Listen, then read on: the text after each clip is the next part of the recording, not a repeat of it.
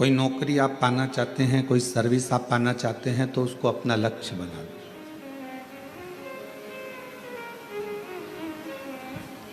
PT Usha जी से एक बार पूछा गया था बाल्यावस्था में कि किसी मीडिया वाले ने या पत्रकार बंधु ने या सोशल मीडिया पर पूछा कि आप इतने सारे एक साथ में दौड़ते हैं, आप अपनी रेस में आगे आ जाते हैं, कैसे? तो कहा, मैं जिस रेस में दौड़ने के लिए खड़ी होती हूँ, सामने जो रस्सी बंधी होती है जिसको मुझे छूना है, उसको मैं अपना लक्ष्य बना लेती हूँ। फिर पीटी उषा जी कहती हैं, उस लक्ष्य को पाने के लिए मैं दौड़ पड़ती हूँ। आज व्यक्ति ना जाने कितने कितने लक्ष्य लेकर चल रहा है। एक दुकान अगर उसने मोबाइल की लगाई है और वो दुकान नहीं चली तो उसने कपड़े की खोल ली। कपड़े की दुकान नहीं चली तो उसने कॉस्मेटिक सामान की दुकान खोल ली। कॉस्मेटिक की दुकान नहीं चली तो फिर उसने कोई पार्लर खोल लिया। अपने लक्ष्य को पकड़कर वो व्यक्ति नहीं रखा। अगर वो व्यक्ति एक लक्ष्य बना लेता कि मुझे इसी दुकान से लाभ उठाना है, तो मेरा देव अधिदेव महादेव उसके ऊपर कृपा करना प्रारंभ कर देता और करुणा जरूर करता। हमारा और आपका लक्ष्य एक होना चाहिए। हम लक्ष्य से दूर हट जाते हैं। थोड़ा समय हम सोचते हैं कि ऐसा कर लें, थोड़े समय वैसा कर लें। आप में से भी कई शिव भक्त जो ऑनलाइन कथा श्रवण कर रहे हैं, कई भक्त जो कथा को श्रवण कर रहे हैं, आप और हम में भी कई लोग ऐसे बैठे हैं या टीवी के सामने कथा सुनने बैठे हुए हैं या मोबाइल पर सुन रहे हैं कि थोड़े समय तो हम शिव जी का भजन कर लेते हैं, थोड़े समय हम देवी जी का भजन कर लेते हैं, थोड़े समय हम अन्य देवता का भजन कर लेते हैं, और जब हमारे देवताओं से कार्य नहीं होता तो हम दूसरे धर्म के दूसरे देवताओं के पास चले जाते हैं। क्यों जाना?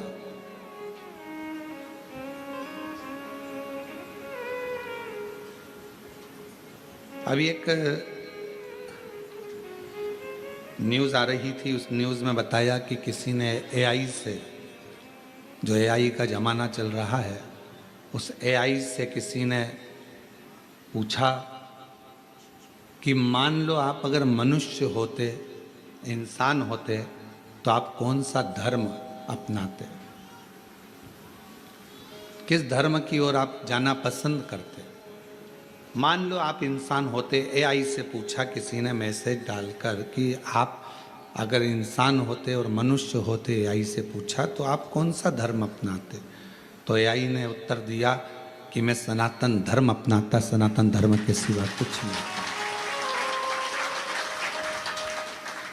क्योंकि हमारा सनातन धर्म किसी को दुख देना नहीं सिखाता, किसी जीव की हत्या करना नहीं सिखाता, किसी को कष्ट देना नहीं सिखाता।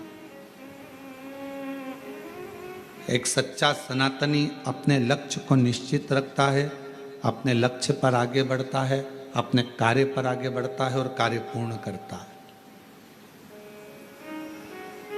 भगवान कभी नहीं कहता कि तुम अपना घर छोड़ दो, परिवार छोड़ दो, कुटुंब छोड़ दो, नाते छोड़ दो, रिश्तेदार छोड़ दो, आप अपने अपने घर को छोड़कर कहीं चले जाओ। ये मेरी शिव महापुराण की कथा नहीं कहती। शिव महापुराण की कथा तो केवल एक बात कहती है कि अपने लक्ष्य पर चलना। जिस नौकरी को पाना चाहते हो उस नौकरी के पीछे पड़ जाओ। जब उस सर्विस के पीछे आप पड़ जाओगे तो आपको लगेगा कि मुझे कलेक्टर बनना है तो कलेक्टर की तैयारी, एसपी बनना है तो एसपी की तैयारी, मंत्री बनना है, विधायक बनना है।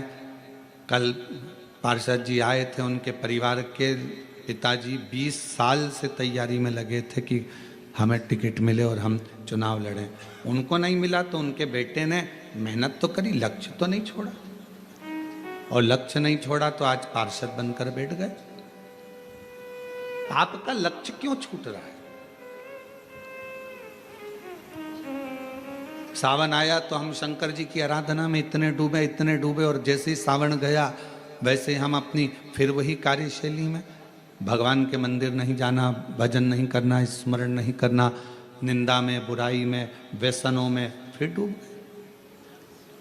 केवल सावन के महीने में ही मदिरा का त्याग करा, केवल श्रावण के महीने में ही मांसाहार का त्याग करा, केवल श्रावण के महीने में ही झूठ बोलना बंद करा, केवल श्रावण के महीने में ही गलत काम करना बंद करा। हमारा जैसा क्रम है, आज हम सावन के महीने से नियम उठा लें कि हम व्यसनों से दूर रहें, हम मदिरा से दूर रहें, मांस से दूर रहें, गलत विचारों से, गलत सोच से हम दूर रहें। कोई गलत बात लिख रहा है तो उस पर गलत कमेंट्स ना करें, कोई गलत बोल रहा है तो हम उस पर गलत विचार ना करें। घर में आप लोगों का जो घर है, घर के अंदर खिड़की है क्या? जम के तो बोलो, सबके घर में खिड़की है। अच्छा, खिड़की काय के लिए बनाई है? हवा के लिए, प्रकाश के लिए। आप में से किसी ने भी खिड़की चोर को घर में बुलाने के लिए बनाई क्या? पर चोर खिड़की देखता है आने के लिए। आपने खिड़की बनाई थी प्रकाश के लिए, आपने खिड़की बनाई थी हवा के लिए, और खिड़की आप लोगों ने चोर के लिए या चोट्टे के लिए नहीं बनाई। पर चोर उसी खिड़की में से प्रवेश कर रहा है। दरवाजा मजबूत होता है, खिड़की हल्की होती है, तो उसको तोड़ने में उसको देरी नहीं लगती, उसमें से प्रवेश कर जाता है खिड़की में से। अब आपने खिड़की बनाई प्रकाश के लिए, आपने खिड़की बनाई हवा के लिए, और चोर प्रवेश कर रहा है उसी खिड़की में से। चोर के लिए वो खिड़की थोड़ी ना बनाई गई है, चोटे के लिए ऐसी खिड़की का निर्माण थोड़ी ना करा गया, ये तो प्रकाश के लिए करा, हवा के लिए करा। उसी तरह भगवान ने ये कान काय के लिए दिया, ये खिड़की काय के लिए बनाई? भगवान ने खिड़की बनाई कि भगवत भजन करना, अच्छी बातें सुनना, अच्छा काम करना, ज्ञान का प्रकाश लेना, अच्छी हवा लेना। पर आप कई लोग इस खिड़की का इतना दुरुपयोग करते हैं कि दिन भर चुगली, गाली, अपशब्द, निंदा सुनने में लगे रहते हैं। मतलब चोटे को अंदर प्रवेश करने दे रहे हैं, चोर अंदर जा रहा है, चोर अंदर प्रवेश कर रहा है। ये खिड़की परमात्मा ने जो बनाई है, हमारे नेत्र रूपी खिड़की बनाई कि इस झरोके में से झांकना, भगवान के दर्शन करना, परिवार को देखना, कुटुंब को देखना, व्यापार को देखना, सब देखो। तुम्हारा नेत्र केवल, और हम कह भी देंगे कि भगवान के सिवाय कुछ मत देखो, तो आप लोग ऐसा तो मानने वाले नहीं हैं। सब देखिए, ये परिवार, ये नाते, ये रिश्ते, ये कुटुंब, ये कबीले, सबको देखो। नेत्र दिए पर इससे गलत ना देखो, श्रवण दिया गलत ना सुनो, वाणी दी, जिह्वा दी, इसका सदुपयोग करो। कितना लोग हमको गलत गलत बोलता है तो क्या हम व्यासपीठ से या अपने शब्दों में क्या गलत का प्रयोग करेंगे? नहीं, क्योंकि उनके बोलने में, उनकी परवरिश में और हमारे बोलने में और हमारे माता पिता के संस्कार में जमीन और आसमान का अंतर हो सकता है।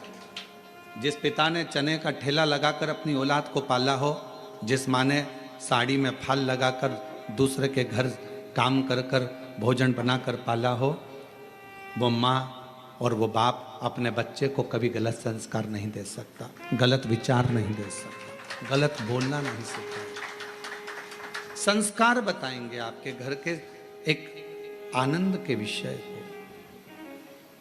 आप श्रेष्ठता का जीवन तो जियो। श्रवण आपकी, भगवान ने जो खिड़की दी है, इस कान का प्रयोग कथा में, सत्संग में, या अपने परिवार के अच्छे शब्दों को सुनने में लगाओ। क्यों अपना समय अपन व्यर्थ निंदा को दें? उसने ऐसा कर दिया, उसने वैसा बोल दिया, उसने गलत कर दिया, उसने ऐसा कर दिया। हम गलत सोचने में, गलत विचारने में, गलत सुनने में अपने पूरे जीवन को लगा रहे। करो मेहनत, एक एक पल का वो जवाब लेता है। आज नहीं तो कल लेता है। पर जवाब जरूर लेता है। देखा है? एक एक पल का जवाब लेगा, एक एक हिसाब लेगा। ईमानदारी से बोलना, तुम अपने बेटे को 100 रुपये देकर बाजार भेजती हो, जा कोरबा में चले जा, बाजार से एक सर्फ की थैली लेकर आना, 10 रुपये का एक साबुन लाना, 20 रुपये की सर्फ की थैली लेकर आना, जा बाजार और सुन 10 रुपये का एक बिस्कुट का पैकेट ले आना। बेटा गया 100 रुपये लेकर मार्केट में घूमा, सामान लेकर आया, आने के बाद आपने उससे हिसाब लिया कि नहीं लिया? बोलो तो जम के, लिया ना हिसाब? कितने का लाया बेटा? सर्फ कितने का आया बेटा? साबुन कितने का आया? ये बिस्कुट का 2 पैकेट क्यों लेकर आ गया? मम्मी 5-5 रुपए के थे इसलिए लेकर आ गया। तो तुमने अपने बेटे से, तो औलाद तुम्हारी है, बेटा तुम्हारा है, सारी जायदाद उसकी है, फिर भी तुमने अपने बेटे से 100 रुपए का हिसाब लिया, तो वो भी तो तुम्हें पृथ्वी पर भेजा है, तो 100 साल का हिसाब लेगा कि नहीं लेगा? वो भी हिसाब लेगा कि मैंने तुझे इतना दिया था, तूने कितना लगाया, तूने क्या करा, सत्कर्म कितना करा, भजन कितना करा, अच्छा कर्म कितना करा, पुण्य कर्म कितना करा। केवल कमाया कमाया कमाया, जोड़ा जोड़ा, और आखिरी में केवल भोगा ही भोगा। इतना भोगा कि आखिरी में भगवान के सामने रो रो कर गिड़गिड़ा कर कहता रहा कि मुझे अब माफ कर दो, अब नहीं भोगा जाता। कर्म, धन आता है, अच्छा लगता है, पर वो धन जब व्यक्ति को रुलाता है तो जिंदगी केवल एक नरक सी निकलती चली जाती। उसको सोचो, विचार, कर्म श्रेष्ठ करिएगा, अच्छे कर्म की ओर बढ़िएगा। और जब आपका कर्म श्रेष्ठ हो, जब आप अच्छे कर्म की ओर बढ़ेंगे, तो जीवन में एक आनंद की अनुभूति अपने आप होगी, अपने आप। 100 साल का हिसाब मेरा परमात्मा जरूर लेगा। 21,600 श्वास जो निकलती है, उसका एक एक हिसाब मेरा परमात्मा लेता है। 3.5 करोड़ रोम छिद्र ये मनुष्य के शरीर में है, वो रोम छिद्र का हिसाब भी लेगा। क्योंकि रोम मिलते काहे के लिए? कभी विचार करा कि मनुष्य के शरीर में इतने ये रोम बारीक बारीक इतने रोम छिद्र होते हैं, ये क्यों मिलते हैं, किस लिए मिलते हैं, क्यों देता है परमात्मा? और केवल देवाधिदेव महादेव इन रोम छिद्रों पर भस्म को लपेट लेते हैं। कभी विचार करिए आप, कभी अकेले में सोचिए कि इतने रोम छिद्र मेरे शरीर में हैं, हाथों में हैं, मेरे शरीर पर इतने रोम छिद्र हैं, ये भगवान ने क्यों दिए? और क्यों मेरे शंकर भगवान ने शमशान की भस्म को इन रोम छिद्रों पर धारण कर लिया? किस लिए?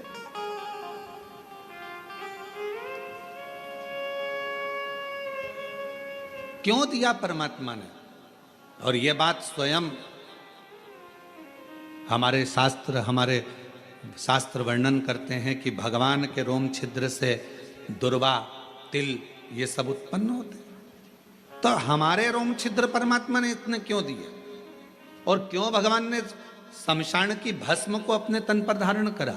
तो शिव महापुराण में वायव्य संहिता के अंतर्गत वर्णन आता है कि भगवान शंकर से पूछा, देवताओं ने निवेदन करा, स्वयं पूछा गया तुमरुका जी ने कि ये रोम छिद्र किस लिए हैं? तो कहा एक एक रोम छिद्र 3.5 करोड़ रोम छिद्र मनुष्य के शरीर में केवल भगवान की भक्ति करने के लिए। मान लो आपके मुख से, मान लो आपके मुख से, आपके श्रवण से, आपके देखने से, आपके बोलने से, अगर मान लो कभी जिंदगी में मान लो कि तुम्हारे मुख से, श्रवण से, देखने से कोई अच्छा कर्म नहीं हो पाया, और मान लो आप कभी किसी तीर्थ से निकल कर जा रहे थे और उस तीर्थ में भी अगर आपके शरीर का एक रोमा भी गिर गया, तो वो तीर्थ में गिरने पर भी वो रोम छिद्र पे पड़ा हुआ रोमा भी आपकी जिंदगी को संवार देता। 3.5 करोड़ रोम छिद्र भगवत भजन के लिए है। 3.5 करोड़ रोम छिद्र का ये शरीर भगवान की अविरल भक्ति के लिए है। कर्म करो, मेहनत करो, परिश्रम करो, परिवार को संभालो, नाते रिश्तों को संभालो, कुटुंब कबीले में रहो, सब कुछ करो। और ऐसा नहीं है कि तुम कमाओगे तो तुमको झूठ नहीं बोलना पड़ेगा, झूठ भी बोलना पड़ेगा तुम्हें। हम अगर बोल भी देंगे कि कमाने में झूठ मत बोलो, तो ये हो नहीं सकता। आपको कमाना है, झूठ बोलना पड़ेगा। आपको बच्चों का पेट भरना है, थोड़ा झूठ बोलना पड़ेगा। आपको पत्नी, परिवार, घर गृहस्थी देखना है, तो थोड़ा झूठ बोलना पड़ेगा। आपको उस झूठ को बोलना पड़ेगा। हम कह भी देंगे कि मत बोलो, तो आप ऐसा नहीं है कि नहीं मानेंगे।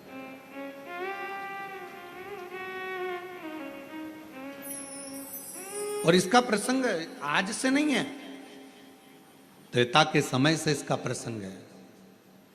जिस समय पर श्री हनुमान जी महाराज लंका को जलाकर अयोध्या में आ चुके थे, राम जी का राज्य स्थापित हो गया था, भगवान श्री राम अवध के राजा बन गए थे। हनुमान जी घूम रहे थे। कपड़े के व्यापारियों ने, कुछ लोगों ने, दुकानदारों ने, बहुत सारी दुकानें थी, सब ने रोक लिया। हनुमान जी से पूछा, तूने लंका कैसे जलाई? तुमने लंका कैसे जलाई? हनुमान जी ने कहा, मेरी पूंछ में कपड़ा बांधा, तेल डाला, आग लगाई, अंदर घुसा, जला दी। तो क्या जलाई कैसे? रोज एक ही बात पूछते, तूने लंका कैसे जलाई, कैसे जलाई? तूने कहा, आज लगाओ कपड़ा, डालो तेल, लगाओ आग, मैं जला के बताता हूं। उनने कपड़ा बांधा, तेल डाला, आग लगाई और सबकी दुकानों में घुस गए। सब स्वाहा। सारे व्यापारी भगवान राम जी के पास गए, हमारी दुकानों में आग लगा दी हनुमान जी ने।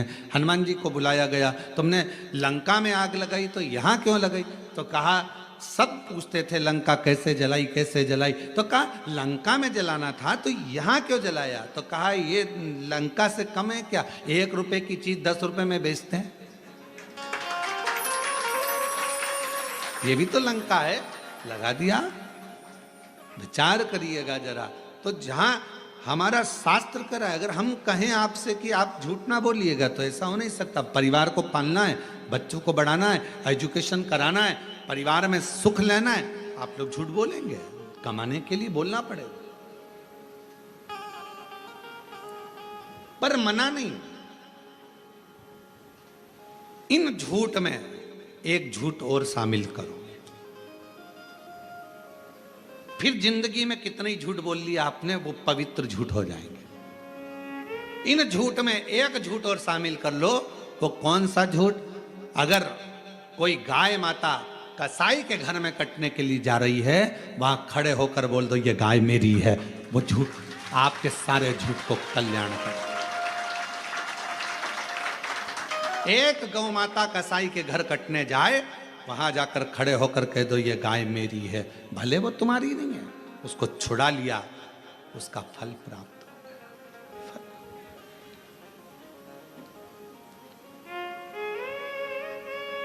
सारे झूठों पर वो झूठ आपकी पवित्रता का धारण करा देगा। पवित्रता।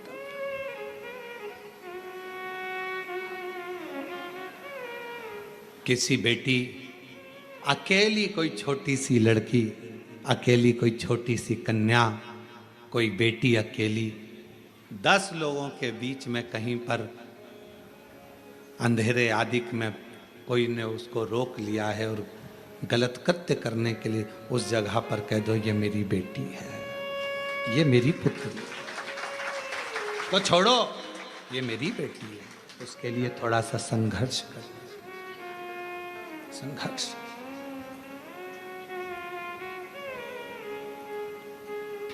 वो एक लाइन पहले लोग गुनगुनाते थे, कभी प्यासे को पानी पिलाया नहीं, बाद अमृत पिलाने से क्या फायदा। कभी गिरते हुए को उठाया नहीं, बाद आंसू बहाने से क्या फायदा। कोई कष्ट में है, तकलीफ में, उसका स्मरण, उसका साथ अवश्य।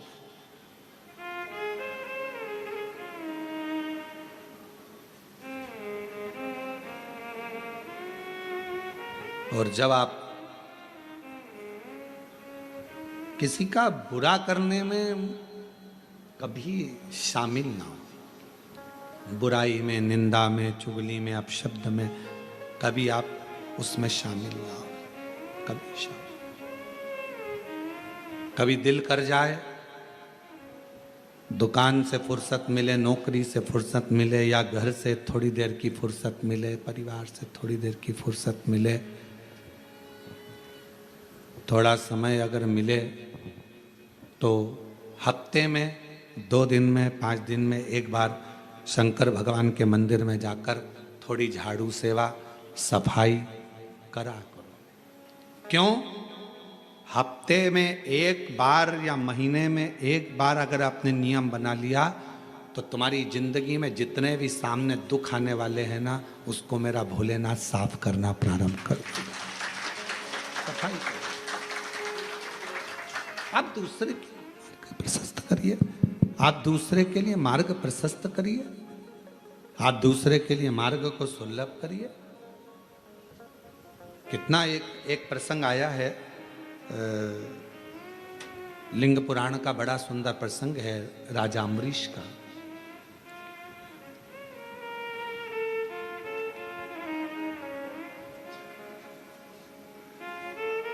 एक राजा अम्बरीश हुए, बड़े अच्छे थे, धर्मात्मा थे, पुण्यात्मा थे, भक्ति में डूबने वाले थे, भजन में डूबने वाले थे, स्मरण करने वाले थे। उनकी एक लड़की थी जिसका नाम था श्रीमती। क्या नाम है? श्रीमती। हमारे यहां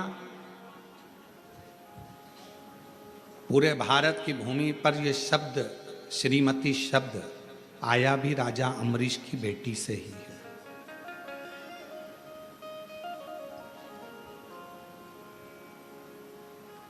हम लोग बात बात में कह देते श्रीमती बिमला जी, श्रीमती कमला जी, श्रीमती। श्रीमती शब्द का मतलब क्या है? अभी आप कथा में श्रवण करेंगे, राजा अम्बरीश की बेटी का नाम था श्रीमती। और वह राजा अम्बरीश की पुत्री बड़ी सुंदर थी, बड़ी विद्वान थी, उसके चेहरे का आकर्षण बड़ा था। कारण क्या था कि वो अपने पिता राजा अम्बरीश के बताए हुए मार्ग पर नित्य भगवत स्मरण में डूबी रहती। तो ये नियम है, ब्यूटी पार्लर जाने से ज्यादा सुंदरता व्यक्ति को शंकर जी के मंदिर में जल चढ़ाने से प्राप्त हो जाती है।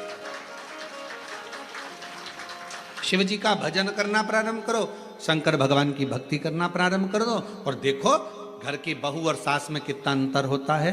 घर की बहू को त्योहार पर मालूम पड़े, तुम्हारे यहाँ कोई पर्व है और कोई पर्व पर, कोई त्योहार पर, दिवाली है, कोई अच्छा त्योहार आया है, कोई संक्रांति आई है, कोई रक्षाबंधन आया है, कोई उत्सव आया है, तो बहू तैयार होगी। करवा चौथ आ गई या कोई फंक्शन आ गया तो बहू तैयार हो रही है और सास तैयार हो रही है। तो बहू कहती मम्मी तुम तैयार नहीं हो रही, तो माँ सास कह देती तू तैयार हो ले, मैं तो 2 मिनट में तैयार हो जाऊंगी। और सास और बहू में यह अंतर देखिए, बहू तैयार होने गई, आधा घंटा लग गया, पौन घंटा लग गया, 1 घंटा लग गया, और सास तुरंत फिर आई, बहू मम्मी तुम तैयार नहीं हो रही, बस मैं तो 2 मिनट में हो जाऊंगी, तू तैयार हो जा। और बहू को तैयार होने में 1 घंटा 1.5 घंटा लग गया। सास तुरंत साड़ी बदली, ऊंचे ऊंचाए बाल पे कंघा कर लिया, बक्कल लगा लिया, थोड़ा सा जो भी लगाना करना था लगा के, बिंदी लगा के, और सास जैसे ही पूजन के सामने, पूजन की थाली के पास में आई, बहू का आधा कलेजा जल गया। ये तो मुझसे भी ज्यादा सुंदर दिख रही है, ये तो मुझसे भी ज्यादा सुंदर दिख रही है। उसका कारण क्या है? ये चमक, ये दमक, फुल वन में महक, सब कुछ सरकार तुम ही से है।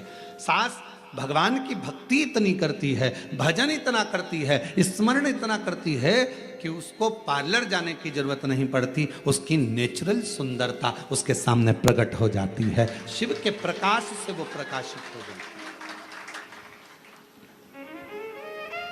भगवान के प्रकाश से वो प्रकाशित हो रही। कोई बेटी है, कोई माता है, कोई भाई है, कोई नवयुवक बेटे हैं। नवयुवक बेटों को सभी कहूंगा मैं, लड़कों से बेटी है, तुम नवयुवक बेटे देखिए, उन बेटों को देखना जो कभी मंदिर नहीं जाते, और उन बेटों को देखना जो गले में रुद्राक्ष की माला धारण करते हैं, मस्तक पर तिलक लगा लेते हैं, और भगवान का हाथ में कलेवा या रुद्राक्ष की माला धारण कर लेते हैं, और भगवान की भक्ति में जो रमे रहते हैं, उनका चेहरे का तेज आपको बता देगा कि ये कोई सनातनी पुत्र है। चेहरे का तेज बताएगा कि इसमें सनातन भाव कितना। भगवत भजन का स्मरण भले कुछ भी हो, वो भगवान का नाम लेता नहीं लेता, पर तन पर रुद्राक्ष तो पहना। शिव महापुराण के वायव्य संहिता के अंतर्गत, उमाखंड के अंतर्गत, शिव महापुराण के कौमार खंड के अंतर्गत सब में एक बात मिलती है, अगर मनुष्य भगवान का भजन भी ना करता हो, मंदिर तक भी ना जाता हो, स्मरण भी ना करता हो, शिव नाम मुख से निकलता भी नहीं हो, तो भी उसके शरीर पर अगर रुद्राक्ष पड़ा है तो समझ लेना उस पर शंकर की दृष्टि पड़ी, शिव की दृष्टि, क्योंकि उसका रुद्राक्ष पड़ा है। अगर कोई मनुष्य भगवत नाम ना लेता हो, मंदिर भी ना जाता हो, भजन भी ना करता हो, और अगर मस्तक पर त्रिपुंड धारण करता है या रुद्राक्ष धारण करता है, तो वो शिव का ही पुत्र कहलाता है। ये शिव महापुराण की कथा का, ये भगवान शंकर का चरित्र करता। अब जरा विचार करिए, कोई कोई कहते हैं अरे बताओ, कई लोग माताओं से कह देते हैं बताओ इसको देखो जरा, हाथ में रुद्राक्ष की माला पहन ली, रुद्राक्ष गले में पहन लिया, सिर पे तिलक लगा लिया, अपने आप को सावित्री समझ रही है, और मालूम पड़े मन में तो भगवान बिल्कुल भी नहीं है। कई लोग दिन भर व्हाट्सएप पर कमेंट्स भी करते हैं एक दूसरे को, बताओ इसको देखो, ये भगवान का। छोटे से बच्चा कंधे पर कावड़ लेकर जा रहा है तो लोग कमेंट्स कर देते, और कमेंट्स करने वाले कोई दूसरे नहीं होते, अपने ही होते हैं। छोटा सा बच्चा कावड़ लेकर चला तो लोग कह देंगे बताओ ये बनेगा क्या, ये ऐसा करेगा क्या, ये वैसा करेगा क्या। अरे उस बच्चे को धन्यवाद दो, तुम्हारी औलाद से अच्छा है, कम से कम सनातन धर्म की ध्वजा को तो आगे लेकर चल रहा है। जिनका बाप दिन भर बैठकर मोबाइल पर कमेंट्स करता है, गलत गलत विचार लिखता है, तो उसकी औलाद भी ऐसी ही पैदा होती है। कम से कम एक सनातनी कंधे पर कावड़ लेकर, एक सनातनी कंधे पर कावड़ धारण कर कर, एक छोटा सा बच्चा कंधे पर कावड़ धारण कर कर चल तो रहा है, और दुनिया के लोग उसको कह रहे ये कोई डॉक्टर बनेगा, ये इंजीनियर बनेगा। अरे भारत की भूमि का गौरव रहा है, अंतरिक्ष पर पहुंचने वाला भी एक सनातनी अपने मस्तक पर तिलक धारण कर कर जाता है। ये भारत का गौरव रहा है, और लोग कहते हैं क्या ये बनेंगे। महाराज शिव शिव है, शंकर शंकर है।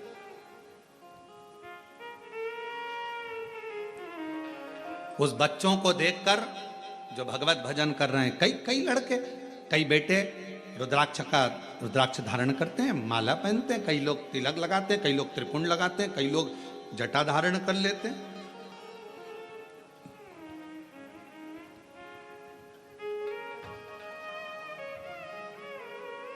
आजकल बड़ा अभी बीच में बाजार में जटाएं भी मिलने लगी है, लोग सिर में जटा धारण करते हैं, तो लोग उस पर भी बताओ इसने जटा धारण कर ली।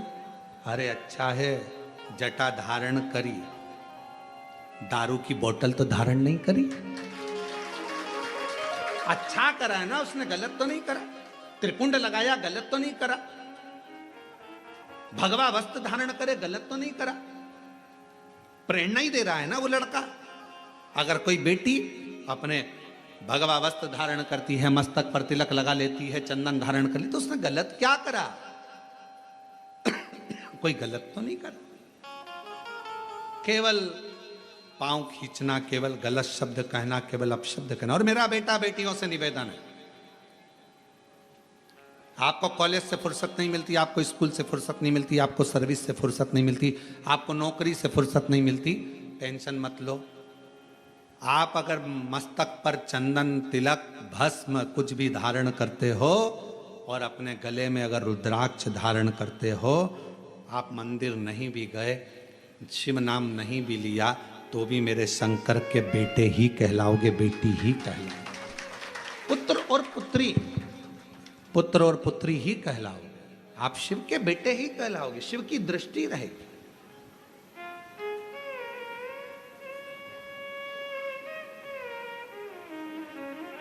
टिटहरी देखिए, टिटहरी, अब यहां क्या बोलते हैं हमको नहीं मालूम। एक पक्षी होता है टिटहरी, वह अपने बच्चे को अंडे को दे देता है जमीन में, अंडा देकर फिर ऊपर ही घूमता रहता है और आवाज करता है टिटहरी। जैसे ही तुम्हारी गाड़ी गई ना, वैसे उसने आवाज करना प्रारंभ करा। जैसे कोई निकल कर गया ना, टिटहरी आवाज करना प्रारंभ करती है। वो टिटहरी पक्षी बच्चे को जन्म देती है पृथ्वी पर, उड़ती है ऊपर, ध्यान रखती है।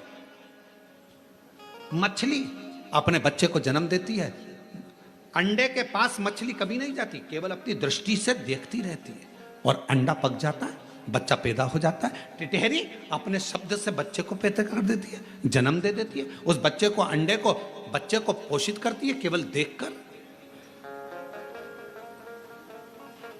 केवल देखने पर। और शिव महापुराण की कथा कहती है, आपके गले में अगर रुद्राक्ष पड़ा है, मस्तक पर यदि तिलक लगा है, तो मेरा शंकर भगवान भी आपको देख देख कर, जैसे टिटहरी अपने बच्चे को अच्छा कर देती है, मछली देखकर अपने बच्चे को अच्छा कर देती है, मेरा शंकर भगवान आपके गले में रुद्राक्ष है, मस्तक पर तिलक है। मेरी बेटा बेटियां, जितनी मेरी जीजियां, जितने मेरे जीजा, कोई तुमसे कहे महिला को रुद्राक्ष नहीं पहनना चाहिए, उससे पूछ लेना कहाँ लिखा। कोई तुमसे कहे महिला को शंकर की आराधना नहीं करना चाहिए, उससे पूछ लेना कहाँ लिखा। क्योंकि शिव महापुराण में एक एक चीज लिखी है कि माता हो, मनुष्य हो, गंधर्व हो, किन्नर हो, अप्सरा हो, गंधर्व हो, चाहे पशु हो, पक्षी हो, नाग हो, कोई भी हो, पितर हो, सबको शंकर भगवान के पूजन का अधिकार भगवान शंकर ने दिया है। ब्राह्मण हो, क्षत्रिय हो, वैश्य हो, शूद्र हो, कोई भी हो, शंकर भगवान के पूजन का अधिकार शंकर भगवान ने सबको दिया है। कोई ऐसा बच्चा ही नहीं जिसको अधिकार शिव ने नहीं दिया।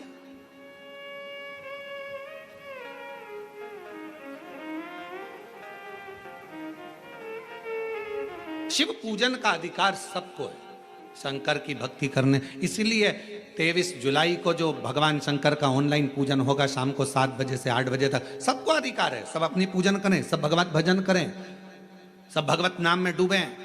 1 घंटा शाम को 7 बजे से 8 बजे तक अपने पार्थिव शिवलिंग का निर्माण कर कर भगवान की अविरल भक्ति को धारण करो कि मेरे घर में मेरा कुबेरेश्वर महादेव आया है, मेरा शिव आएगा। सबको अधिकार। हम दूसरे का दोष क्यों देखें? हम दूसरे के भावों को क्यों, गलत विचारों को क्यों? राजा अम्बरीश की बेटी थी श्रीमती, जो अपने पिता के बतलाए मार्ग पर चलती थी, पिता के अनुकूल रहती थी। कभी पिताजी ने यह नहीं कहा कि तुझे भजन करना पड़ेगा, कभी पिताजी ने यह नहीं कहा कि तुझे कीर्तन करना पड़ेगा। 2 तरह की बाथरूम होती है, जो बाथरूम बनती है जिसमें अपन लोग स्नान करते हैं, 2 तरह की होती है। वॉशरूम 2 तरह का होता है। एक वॉशरूम में नहाते से ही पानी पूरा की पूरा नाली में चला जाता है, और दूसरी वॉशरूम ऐसी रहती है उसमें नहाने के बाद पानी भरा जाता है। भराने के बाद उसको वाइपर से निकालो, झाड़ू से निकालो, झाड़ो, तब जाकर झाड़ झाड़ झाड़ झाड़ तब जाकर वो पाइप में जाता है, तब जाकर वो पानी बाहर निकलता। बोलो सही है कि गलत है? एक वॉशरूम बनी जिसमें नहाते से ही पानी गटर में चले गया, नाली में चले गया, पाइप में चले गया। और दूसरी वॉशरूम जिसमें से पाइप में, और ऐसा नहीं कईयों के घर में होगी, रोज नहाने के बाद झाड़ू से निकालना पड़ता है, पानी को निकालना पड़ता है। अब 2 तरह की वॉशरूम बनी है, एक का पानी अपने आप जा रहा है और एक का पानी झाड़ू से झाड़ कर ले जाना पड़ रहा है। उसी तरह 2 तरह के मनुष्य होते हैं। एक जन्म लेने के बाद उसका मन भगवान की भक्ति में लग जाता है, और दूसरा मनुष्य ऐसा होता है जिसको झाड़ झाड़ कर ले जाना, चलो तो कथा में, चलो तो मंदिर, चलो तो भजन में, चलो तो झाड़ झाड़ कर ले जाना पड़ता है। पर कितना भी ले जाओ, थोड़ा देर झाड़ोगे फिर वो पानी वहीं की वहीं बाथरूम में फिर अड़ गया, फिर फंस गया, फिर निकालो झाड़ू से। ऐसे 2 तरह के लोग हैं। एक का मन सीधे कथा सुनी और मन लग गया, पशुपति व्रत करूंगी मम्मी। एक का मन लग गया, मैं मंदिर जाना चालू करूंगा, मुझे मंदिर जाना है, मन लग गया, शिव जी का श्रृंगार करूंगा। एक का मन अपने आप लग जाता है और दूसरे का मन लगाना पड़ता है, चल चल चल चल।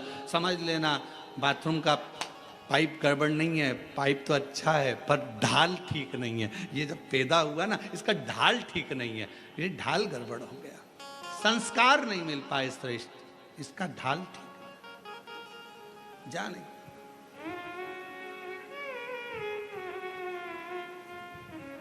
राजा अम्बरीश की बेटी थी श्रीमती। कोई ने नहीं कहा कि तू भजन करना, कोई ने नहीं कहा कि तू कीर्तन करना, कोई नहीं बोला कि तू भगवत नाम लेना। फिर भी श्रीमती भगवान की भक्ति में डूबी रहती थी, क्योंकि पिता के संस्कार थे उसके अंदर। पिता जैसा कहते, पिता के संस्कार उसके अंदर थे। वो पिता के संस्कारों में ढलती चली गई, ढलती चली गई और बढ़ती चली गई। समय आया, एक बार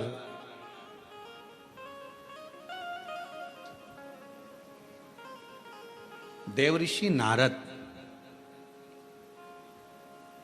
और देवऋषि नारद के भांजे पर्वत मुनि दोनों भ्रमण करते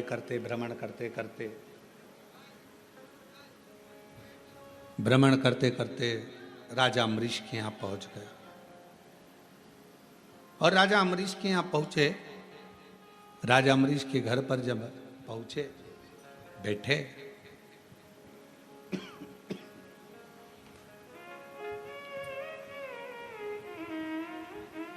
थोड़ी देर बाद राजा अम्बरीश की बेटी श्रीमती सामने से निकल कर गई। बड़ी सुंदर थी, बड़ी अलौकिक छटा थी उसकी। अभी आपको कहा कि ये स्पीकर नहीं चल रहे रे, ये दोनों,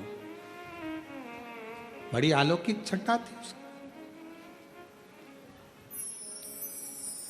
अभी आपको कहा कि भजन का जो बल होता है, भजन का जो क्रम होता है, भजन का जो स्मरण होता है, वह अपने आप में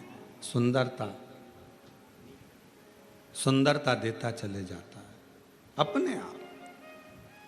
और फिर वही बात है, ये चमक ये दमक फुलवन में महक सब कुछ सरकार तुम ही से। ये उसकी चमक से हम चमक रहे हैं, उसकी चमक से।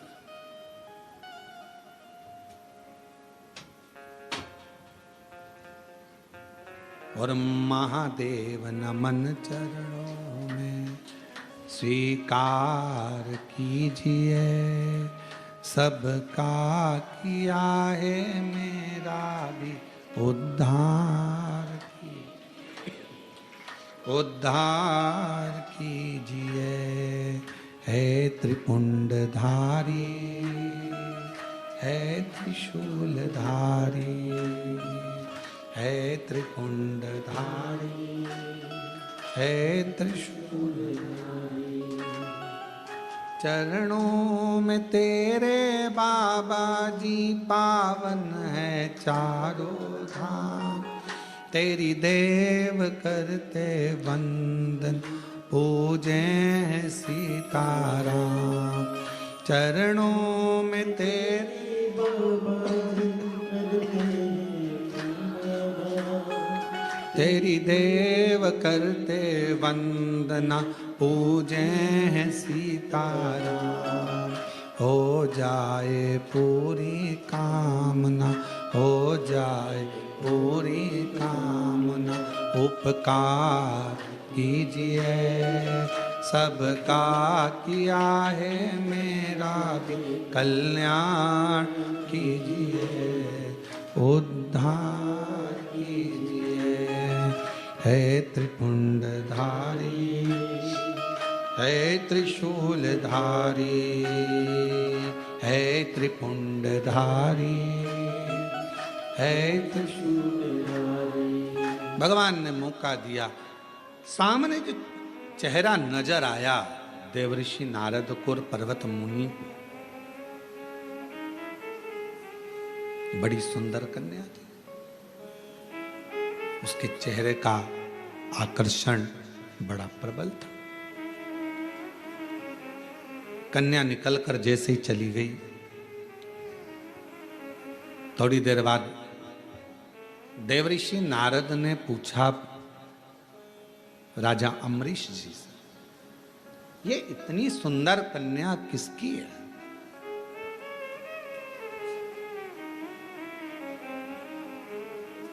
इतनी सुंदर कन्या ये है किसकी? कहा, महाराज ये मेरी पुत्री है, मेरी बेटी है। मेरी पुत्री, ये मेरी बेटी है, मेरी पुत्री है। ठीक है। अब जैसे ही सुना कि ये मेरी पुत्री है, ये मेरी बेटी है, नारद जी ने, पर्वत मुनि ने, दोनों ने सुन लिया कि ये राजा अम्बरीश की बेटी है, राजा अम्बरीश की पुत्री है, सुन लिया।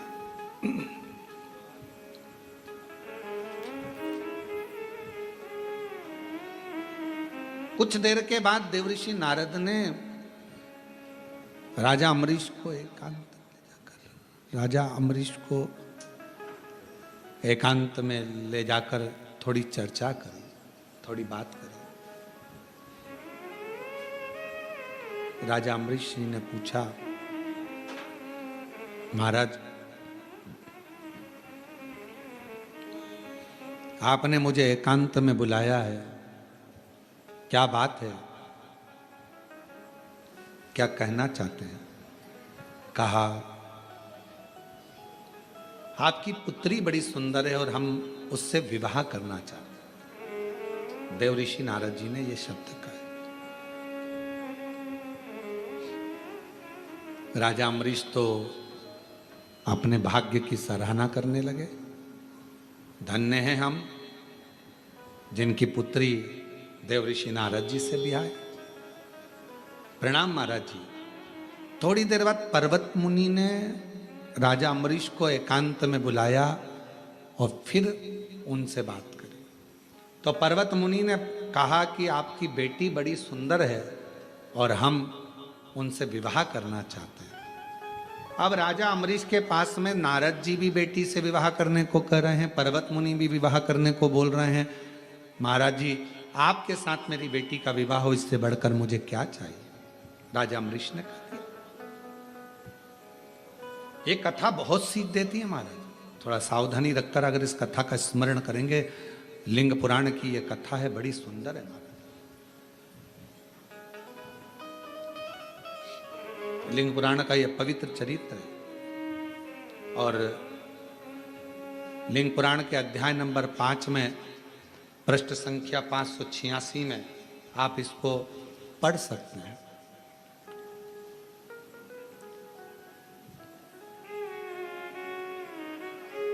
कहा,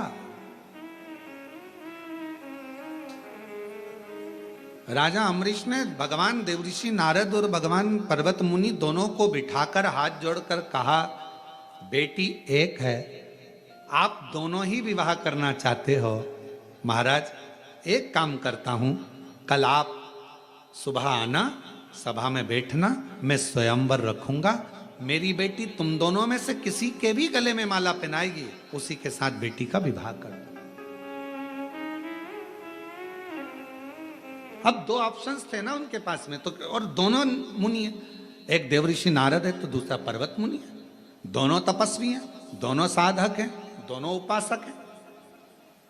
तुम दोनों सुबह आना, स्वयंवर रखूंगा बेटी का। बड़ा सुंदर स्वयंवर रखा, पूरा नगर सजवाया गया, बंदरवार बंधवाए गए। आज बेटी का विवाह होने जा रहा है। बेटी जिसके गले में जयमाला देगी उसी से शादी कर दी जाएगी। जैसे ही कल होने वाला था, एक दिन पहले ही देवऋषि नारद भगवान विष्णु जी के पास में पहुंच गए और भगवान नारायण के पास में जैसे ही गए, भगवान नारायण से जाकर विनय करा। भगवान नारायण ने देखा देवऋषि नारद आए, प्रणाम किया, आओ साहब बैठो। नारद जी कहने लगे, मैं बैठने नहीं आया हूं, बस मेरा कल्याण कर दो।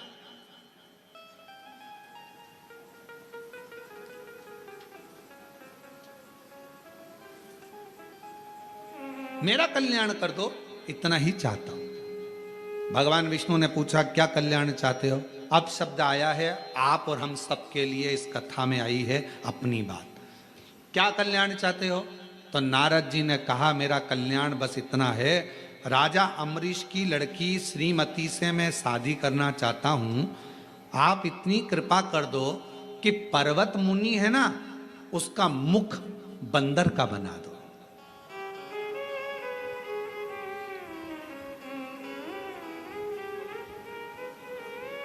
और श्रावण के महीने की ऑनलाइन चल रही शिव महापुराण की कथा में आज की कथा को बहुत सावधानी से लेना। देव ऋषि नारद भगवान विष्णु जी के सामने खड़े हैं। चाहते तो ये कहते कि राजा अम्बरीश की बेटी मेरे गले में जयमाला पिनाए, ऐसी कृपा कर दो और मेरी शादी राजा अम्बरीश की बेटी श्रीमती से करा दो। पर मांग क्या रहे? मैं राजा अम्बरीश की बेटी से शादी करना चाहता हूं, श्रीमती से, बड़ी सुंदर है, आप एक काम कर दो, पर्वत मुनि को बंदर का मुख देता। अब ईमानदारी से बोलो, खड्डा दूसरे के लिए खोदोगे तो उसमें सबसे पहले कौन गिरेगा? जिसने खोदा है वही। आप दूसरे के लिए गलत मांगोगे तो आपका ही बुरा होना है। आप जितना दूसरे के लिए गलत सोचोगे, गलत विचार करोगे, गलत धारणा बनाओगे, गलत बात लेकर आओगे। कई लोग दिन भर बैठकर अंदर अंदर कुड़ते रहते हैं, बताओ बताओ कितनी आगे बढ़ गई, कितनी फैक्ट्री, कितनी दुकान, इसके तो बच्चे भी इसके कहने में चलते हैं, दिन भर कोसे, इसके यहाँ ऐसा हो जाए, इसका ऐसा हो जाए, इसका वैसा हो जाए, और मालूम पड़े उतना उतना जितना दूसरे को कोसती है उतना ही बुरा खुद का होते चले जाता है, और वो और उन्नति करती चली जाती है, वो और आगे बढ़ रहा है।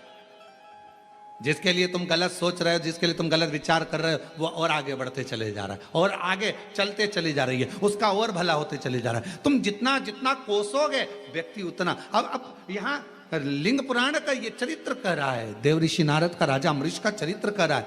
भगवान विष्णु के सामने खड़े थे, नारायण के सामने खड़े थे, चाहते तो दुनिया का सारा ठाट मांग सकते थे।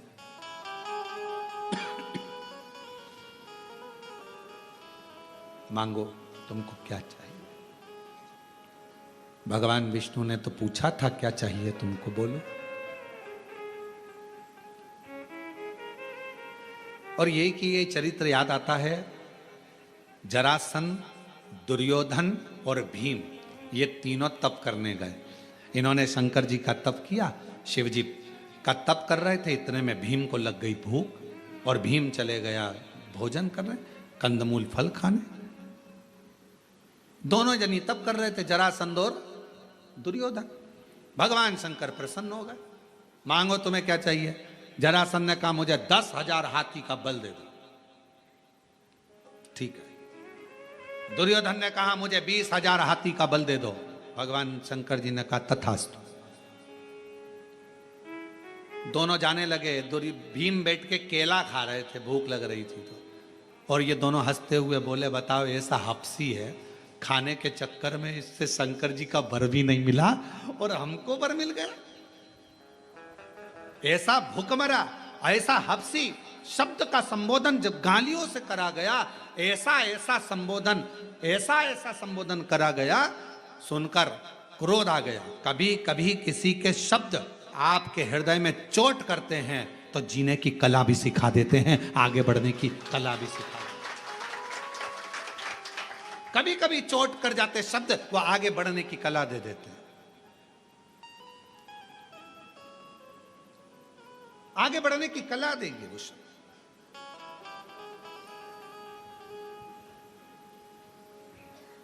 भीम गए, तप करने बैठ गए। अब की बार भीम ने सोचा मैं शंकर जी का तप ही नहीं करूंगा, मैं पार्वती जी का करूंगा। काम करने वाला, घर में सेवा करने वाला नौकर चाकर जो होता है ना, बड़ा चतुर होता है, देख लेता है दोनों में सेठ जी ज्यादा हृदय के नम्र हैं कि सेठानी, और देखा सेठानी नम्र है, तो जैसे ही सेठ जी गए तब वो झाड़ू पोछा करने आई, और झाड़ू पोछा करती, भाभी बहुत तकलीफ चल रही है, बच्चों की फीस नहीं है। भाभी अंदर गई, अलमारी खोल के 500 रुपये ला रख ले, फीस भर देना, और सुन तनख्वाह में काटूंगी, याद रख लेना। अब कोई भाभी तनख्वाह में काट रही क्या? दे दिया। नम्रता। भीम को लगा कि मैं महादेव जी की आराधना तो इतने समय से कर रहा हूं, भूख लगने लगी, महादेव जी नहीं आए, पार्वती जी की आराधना करूंगा। अब मां तो मां होती है, प्रकट हो गई, मांग तुझे क्या चाहिए? भीम ने कहा मां मैं मांगूंगा नहीं, तू अपने मन से दे दे, बस इतना कृपा करना, ध्यान रखना, ध्यान रख कर देना। तो माता जी बोली तुम तो 3 लोग आए थे, हाँ वो 2 लेके चले गए, अब मैं ही बचा हूं, अब तुम कृपा करो मां। माता पार्वती जी ने ध्यान लगाया, सरस्वती माता को बुलाया। सरस्वती, शंकर जी ने इनको क्या क्या दिया? तो कहा एक को 10,000 हाथी का बल, एक को 20,000 हाथी का बल। पार्वती जी बोली मैं तुझे 40,000 हाथी का बल देती हूँ। 40,000 हाथी का बल। भीम कहता नहीं चाहिए, ये कोई फालतू की बात, मेरे को नहीं चाहिए। तो फिर 100,000 हाथी का बल नहीं चाहिए, मुझे तो वो दो माँ जो मेरे दिल में है, बाकी का कुछ मत दो। सरस्वती माता को फिर बुलाया। पार्वती जी ने कहा इसके हृदय में क्या चल रहा है बताओ। तब सरस्वती ने कहा, तो पार्वती जी ने कहा ठीक है, हे भीम, मैं तुझे वर देती हूं, जरासंध और दुर्योधन मरेंगे तो तेरे ही हाथ से मरेंगे, बस। अब कुछ नहीं चाहिए, अब कुछ नहीं चाहिए। वो 20,000 40,000 हाथी का बल लेकर करूं क्या? अब मारना तो इन दोनों को। क्यों? क्योंकि एक ने मुझे खवड्डा कहा, एक ने मुझे हफ्सी कहा, एक ने मुझे गाली दी। जब अपशब्द कहा है तो उस गाली का जवाब देने का बल तो मुझे दीजिए, मुझे दीजिए। भगवान शंकर से जाकर जल चढ़ाते समय एक प्रार्थना जरूर करा करो, बाबा मुझे ऐसा बना देना कि दुनिया के लोग जो मुझे आड़ा टेढ़ा कहते हैं ना, उन सबका मुख चुप हो जाए, ऐसी करूंगा। जो लोग मुझे आड़ा टेढ़ा कहते हैं, अपशब्द कहते हैं, गाली देते, ताना देते, कहते हैं ये जिंदगी में कुछ नहीं कर सकता, ये कुछ नहीं कर सकता, ये तो केवल एक लोटा लेकर बस योर वाले महाराज के कहने पर मंदिर मंदिर जाता फिर रही, मंदिर मंदिर जाती फिर रही, उसका जवाब मेरा बाप देगा, मेरा देवादिदेव महादेव देगा। मुझे इस लायक बनाना कि इन सबके मुख चुप हो जाए, इन सबके मुख चुप हो जाए।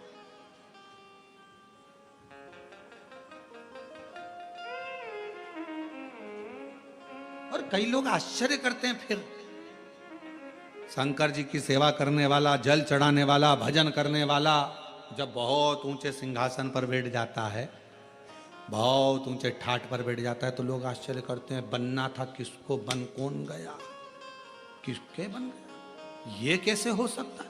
पूरे मोहल्ले के लोग, पूरे क्षेत्रवासी आश्चर्य करते हैं, ये पद पर बैठ गया, इसको कुर्सी मिल गई, ये सिंहासन पर बैठ गया, इसको पद मिल गया। क्यों? उसने या उसके परिवार वालों ने जो शंकर की आराधना करी है, शिव एक ना एक दिन ऐसा जवाब देता है कि एक ना एक दिन मुंह को बंद कर देता है और बिल्कुल शांति से उसका जवाब था। थोड़ा सब्र करना, परंतु थोड़ा इंतजार करना। भीम ने कहा मां बस अब कुछ नहीं चाहिए, तूने वर दे दिया, 40,000 हाथी का बल लेकर करता भी क्या, अगर ये दोनों मेरे हाथ से ना मरते, तूने मुझे वर दे दिया, ये दोनों तेरे हाथ से मरेंगे, इससे ज्यादा कुछ नहीं चाहिए मां, बस हो गया। मांगो तो जरा सोच समझ कर तो मांगो कि मांग क्या रहे हो। हे भगवान मेरे यहाँ 15 साल से औलाद नहीं है, संतान देना भगवान, भगवान औलाद दे देना, भगवान औलाद दे देना, भगवान संतान दे देना। अरे भगवान से कहो प्रभु कृपा करना, तेरा भजन करने वाली, मेरी सेवा करने वाली, बुढ़ापे में मुझे संभालने वाली, अच्छी उच्च बुद्धि वाली, स्वस्थ संतान देना, तेरी कृपा से देना। जैसे मार्कंडे बाबा पर तूने दया करी, ऐसी दया मुझ पर कर देना। औलाद तो मांगो पर साथ में संस्कारित मांगो। औलाद दे दो भगवान, औलाद दे दो। और औलाद आ भी गई और मालूम पड़े बुढ़ापे में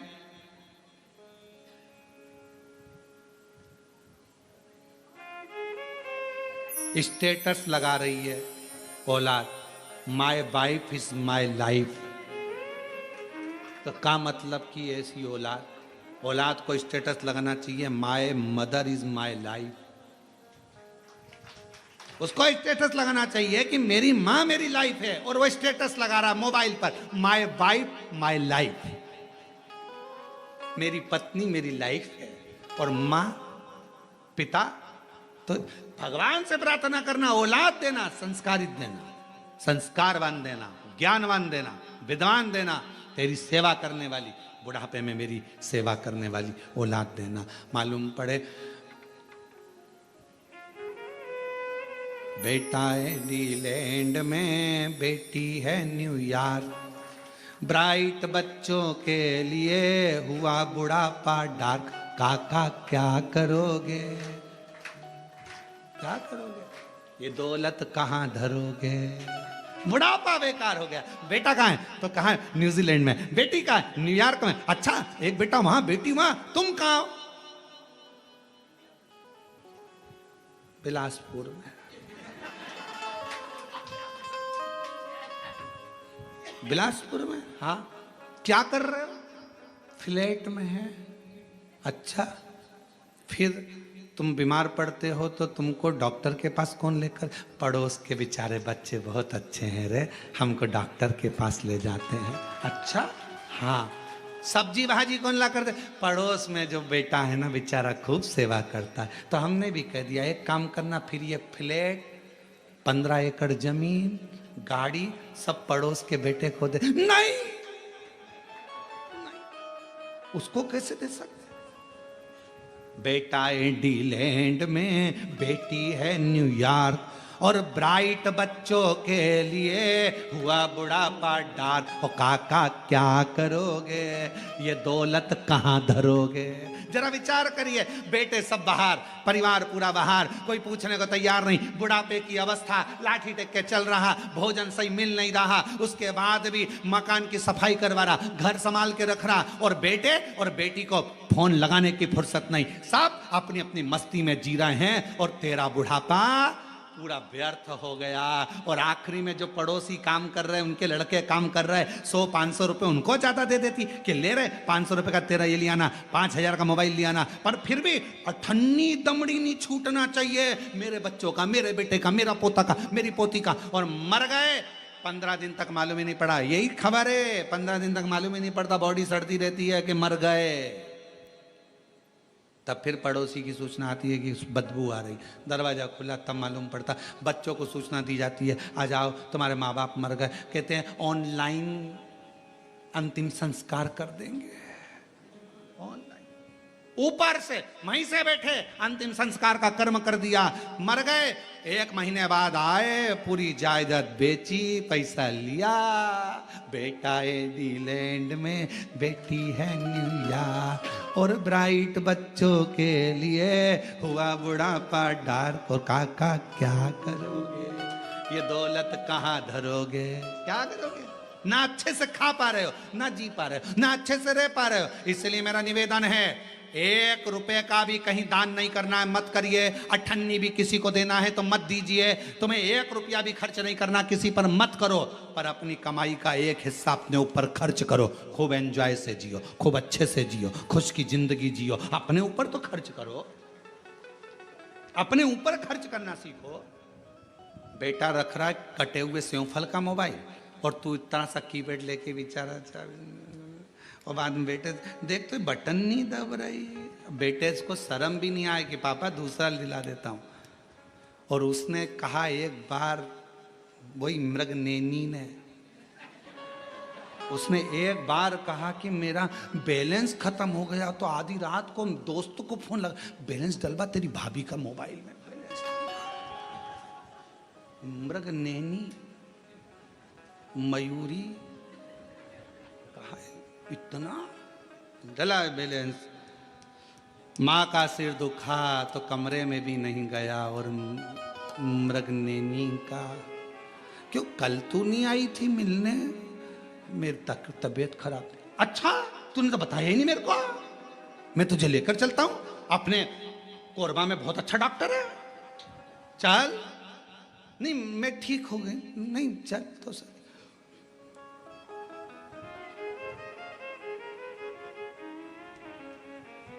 चुल्लू भर पानी। अच्छा, कोई ने कहा कि चुल्लू भर पानी में डूब मरो, ये कहावत गलत है। हमने कहा बिल्कुल सही है।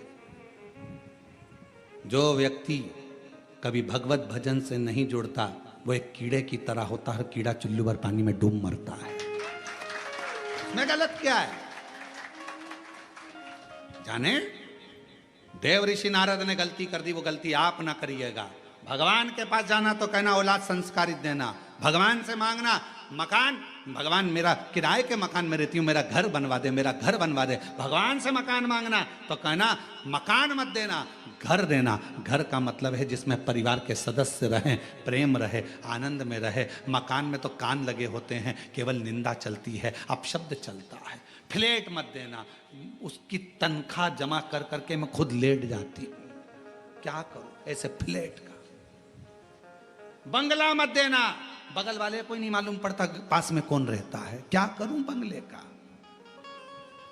मुझे मकान नहीं, मुझे घर देना जिसमें मेरा परिवार, मेरे माता पिता, मेरे घर की बहू बेटा, कुटुंब सब अच्छे से रहे, सब में प्रेम बढ़े, सब आनंद में रहें। उस घर के अंदर धन भले 1 रुपया आए, पर वो 1 रुपया भी 1 लाख के बराबर हो, सबकी पूर्ति, ऐसा घर दीजिए। हम मांग क्या रहे हैं? यहाँ देवऋषि नारद के सामने भगवान विष्णु थे और भगवान विष्णु ने कहा था मांगो नारद तुम्हें क्या चाहिए। चाहते तो नारद जी कह सकते थे कि मुझे राजा अम्बरीश की बेटी से शादी करना है, आप वर दो कि मुझे राजा अम्बरीश की बेटी से मेरी शादी हो जाए। पर मांगा क्या देवऋषि नारद ने? वर दीजिए पर्वत मुनि का मुख बंदर का कर दीजिए। स्वयं के लिए अच्छा मांग लेते।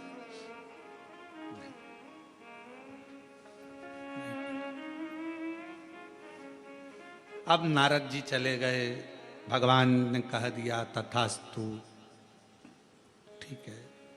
थोड़ी देर बाद इनके जाने के बाद पर्वत मुनि आ गए। पर्वत मुनि आए तो प्रणाम किया। भगवान नारायण ने कहा प्रणाम है, क्या चाहिए, क्यों आना हुआ? महाराज, राजा अम्बरीश की बेटी बड़ी सुंदर है, उससे विवाह करना चाहता, बस एक निवेदन लेकर आए। क्या? नारद जी का मुंह लंगूर का कर दो। नारद जी का मुंह लंगूर का कर दो, बस ये निवेदन लेकर आया। भगवान विष्णु ने कहा तथास्तु, तथास्तु। पर भगवान नारायण ने कहा कि देखो मैं सब कर तो दूंगा, पर तुम ये किसी से बोलना नहीं। ठीक है, नहीं बोलूंगा, चलो।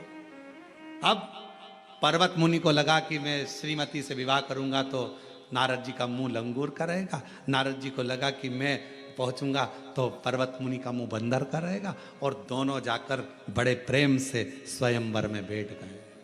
स्वयंवर चालू हुआ, श्रीमती माला लेकर आई। अब श्रीमती तो श्रीमती है,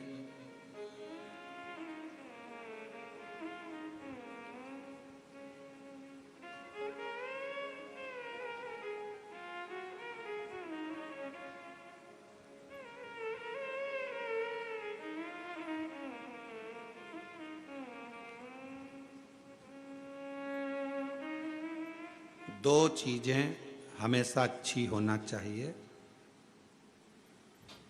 श्रेष्ठ हो। एक मनुष्य की मति और दूसरी घर में श्रीमती।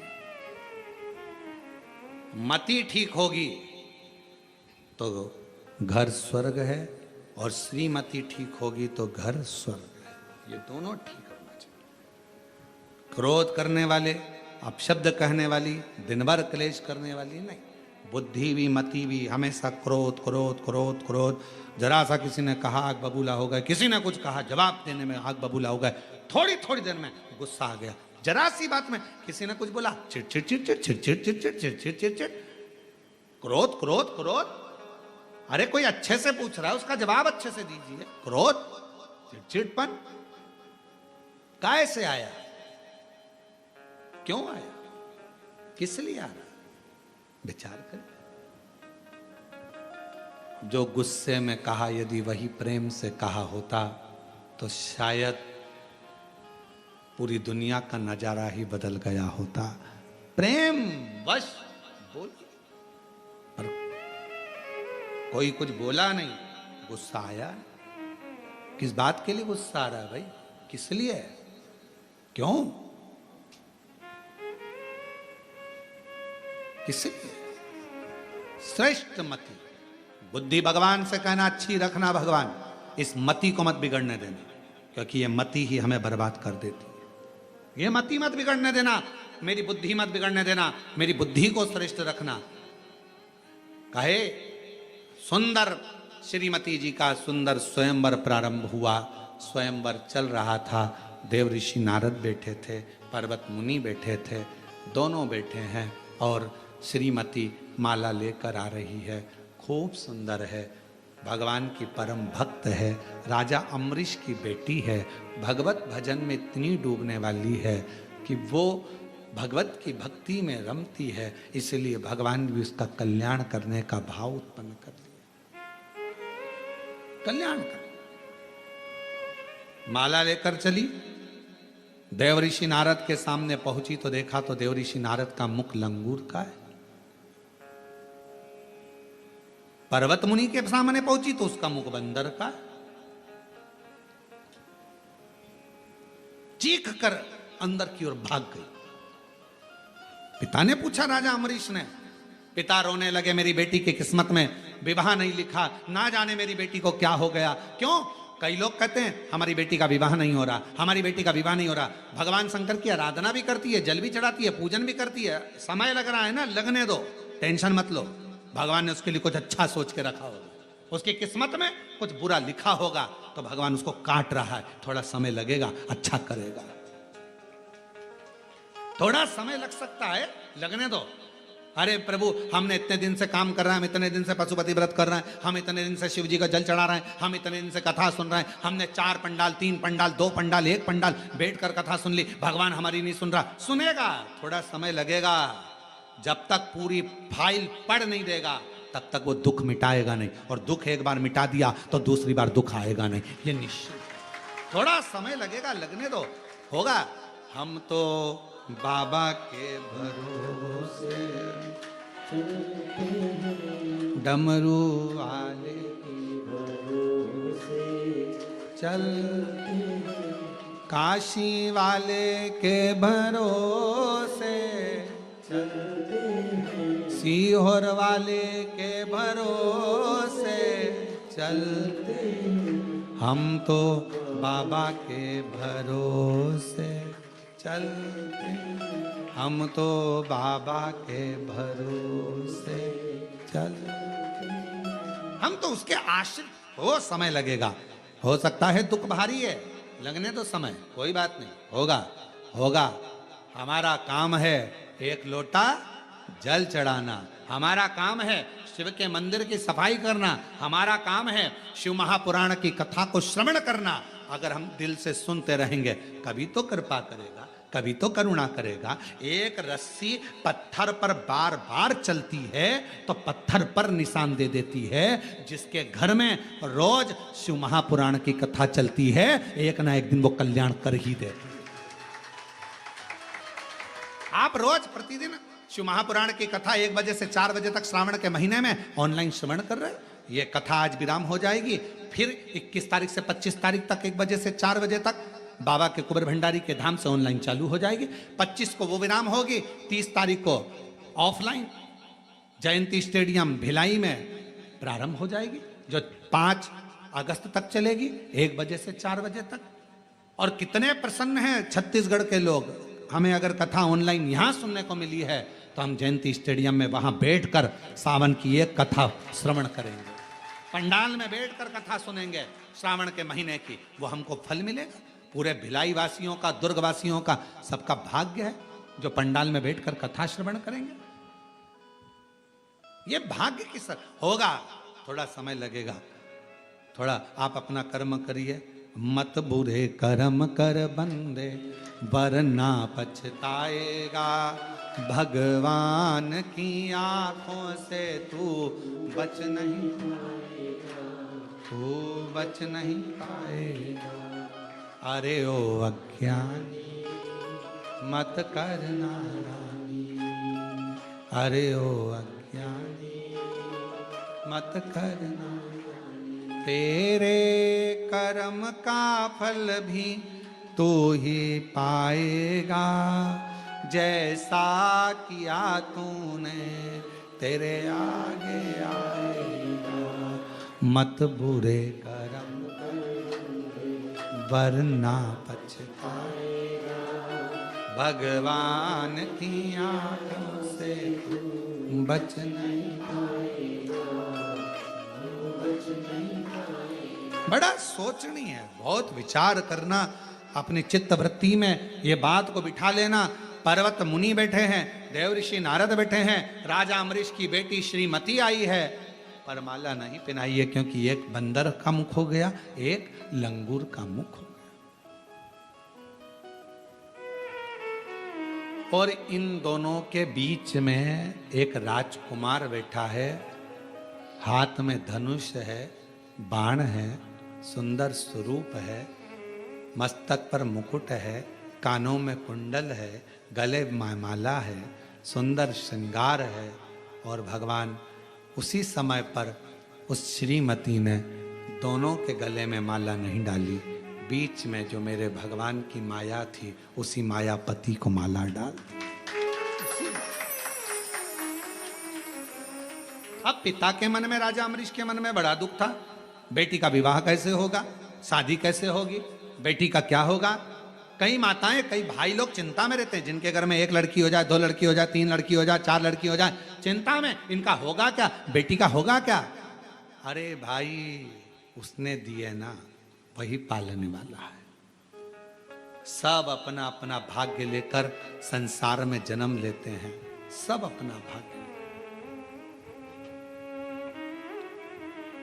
आप अपने घर के कमरे में कचरा नहीं रखते हो, रखते हो? जम के तो बोलो। नहीं। कबाड़ा नहीं, खाली बोतल ऑन, टूटा फूटा सामान नहीं। जब आप अपने घर के कमरे में कबाड़ा नहीं रखते, तो ये ब्रह्मा जी का ब्रह्मलोक, भगवान विष्णु का वैकुंठ लोक, और ये मृत्यु लोक शंकर जी का है। जब भगवान शंकर का ये पृथ्वी घर है, तो फिर इस घर में आड़े टेढ़े को भी भगवान नहीं रखता। जो कीमती है, काम का है, वही मेरे शंकर ने अपने पास रखा, अपने पास। तो कई लोग कहते हैं भगवान, वो गलत बोलने वाले को भगवान क्यों रखें, निंदा करने वाले को क्यों रखें, बुराई करने वाले को भगवान क्यों रखें, आड़ा टेढ़ा बोलने वाले को भगवान क्यों रखें। अरे भाई, भगवान को मालूम है घर में चार तरह के बेटे होते हैं, एक बेटा अच्छा है तो एक बेटा बेकार भी होता है, सबको रखना पड़ता।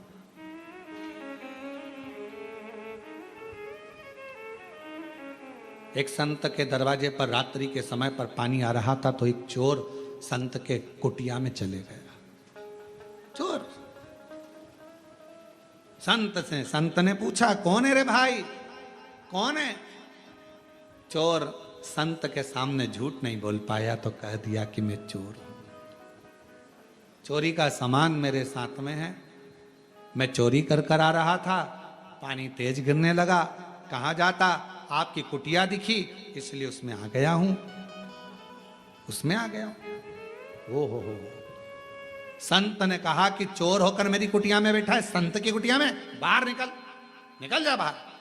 बरसते पानी में उसको बाहर निकाल दिया। संत लग गया भजन में, भगवान खुद प्रकट होकर कहने लगे, तुझे आज मालूम पड़ा कि ये चोर है, तो तूने अपनी कुटिया से निकाल दिया। मुझे तो इसके जन्म के समय पर मालूम था कि ये चोट्टा बनेगा, तो भी मैंने अपनी पृथ्वी पर आन दिया, क्योंकि मुझे मालूम है आएगा, कभी किसी संत के दरवाजे जाएगा, वहाँ उसके छाया में रुकेगा, पानी पी लेगा, तो हो सकता है इसके पूर्व का जन्म सुधर जाएगा।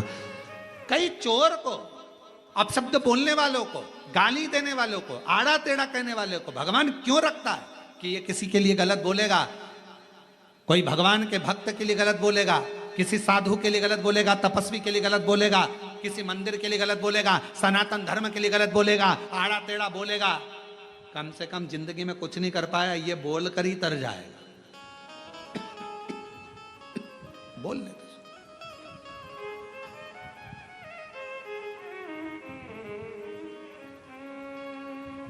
बोलेंगे, बोलने दो। और महादेव नमन चरणों में स्वीकार कीजिए, सबका किया है मेरा भी उद्धार कीजिए, उद्धार कीजिए। है त्रिपुंडधारी, है त्रिशूलधारी, है त्रिपुंडधारी, है त्रिशूलधारी। चरणों में तेरे बाबा जी पावन है चारों धाम।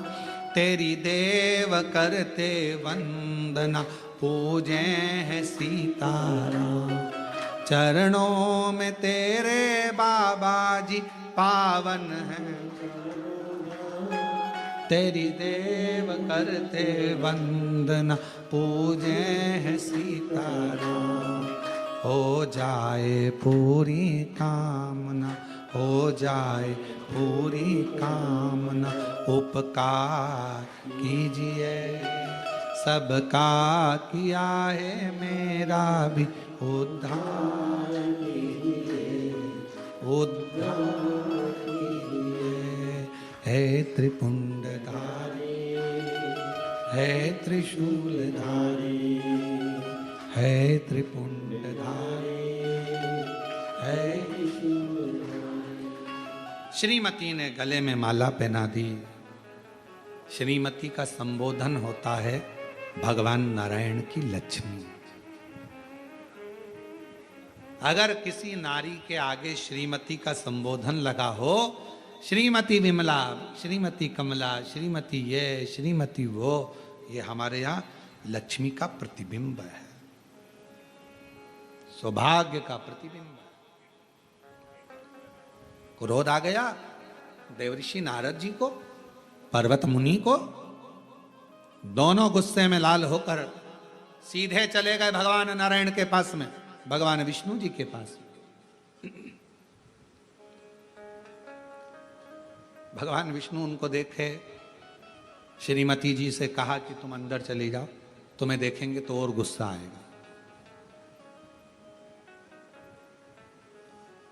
पति के साथ मार्केट जावे ना पत्नी, और पत्नी का मन था ये वाली साड़ी लेना है, और वो साड़ी नहीं दिलाई जाती है, और वही साड़ी एक दिन पति के साथ पत्नी जा रही हो और कोई शादी में पहनकर वो साड़ी आ जाए ना, तो पत्नी और आग बबूला हो जाती है। और पति समझ रहा है गुस्सा क्यों कर रही है, समझ में नहीं आ रहा। अच्छी खासी थी, इतना गुस्सा, शादी में आई थी तो अच्छी थी, पर इतना गुस्सा शादी में, क्योंकि उसको दिख गई यही साड़ी मैं लेने वाली थी उस दिन, और मैंने नहीं खरीदी और इसने खरीद ली। अब गुलाब जामुन को भी खाती है तो इतने गुस्से में खाती है कि गुलाब जामुन भी कहती है छोड़ दे, छोड़ दे, कृपा कर, गुलाब जामुन। भगवान नारायण ने कहा श्रीमती से तुम जाओ, तुम्हें देखकर और क्रोध आ जाएगा, जाओ जरा छुप जाओ अंदर जाकर। ठीक है, श्रीमती जी चली गई। नारद जी आए, पर्वत मुनि आए, गुस्से में लाल दोनों। देवऋषि नारद जी ने कहा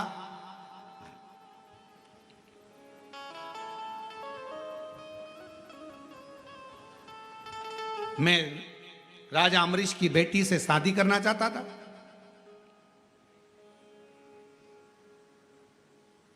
मैंने कहा था पर्वत मुनि का बंदर का मुंह बनाना, तुमने मेरा लंगूर का मुंह बना दिया।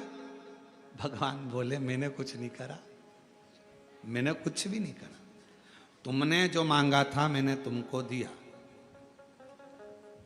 पर्वत मुनि कहने लगे मैं राजा अम्बरीश की लड़की शादी करने वाला था, तुमने मेरा बंदर का मुंह बना दिया। भगवान बोले मैंने कुछ भी नहीं करा, तुमने जो मांगा तुम्हें दिया, इसने जो मांगा इसे दिया। क्या मांगा? नारद जी ने मांगा था कि तुम्हारा मुख बंदर का हो जाए, तुमने मांगा था कि नारद जी का मुंह लंगूर का हो जाए। अब इसमें गलती किसकी है? देवऋषि नारद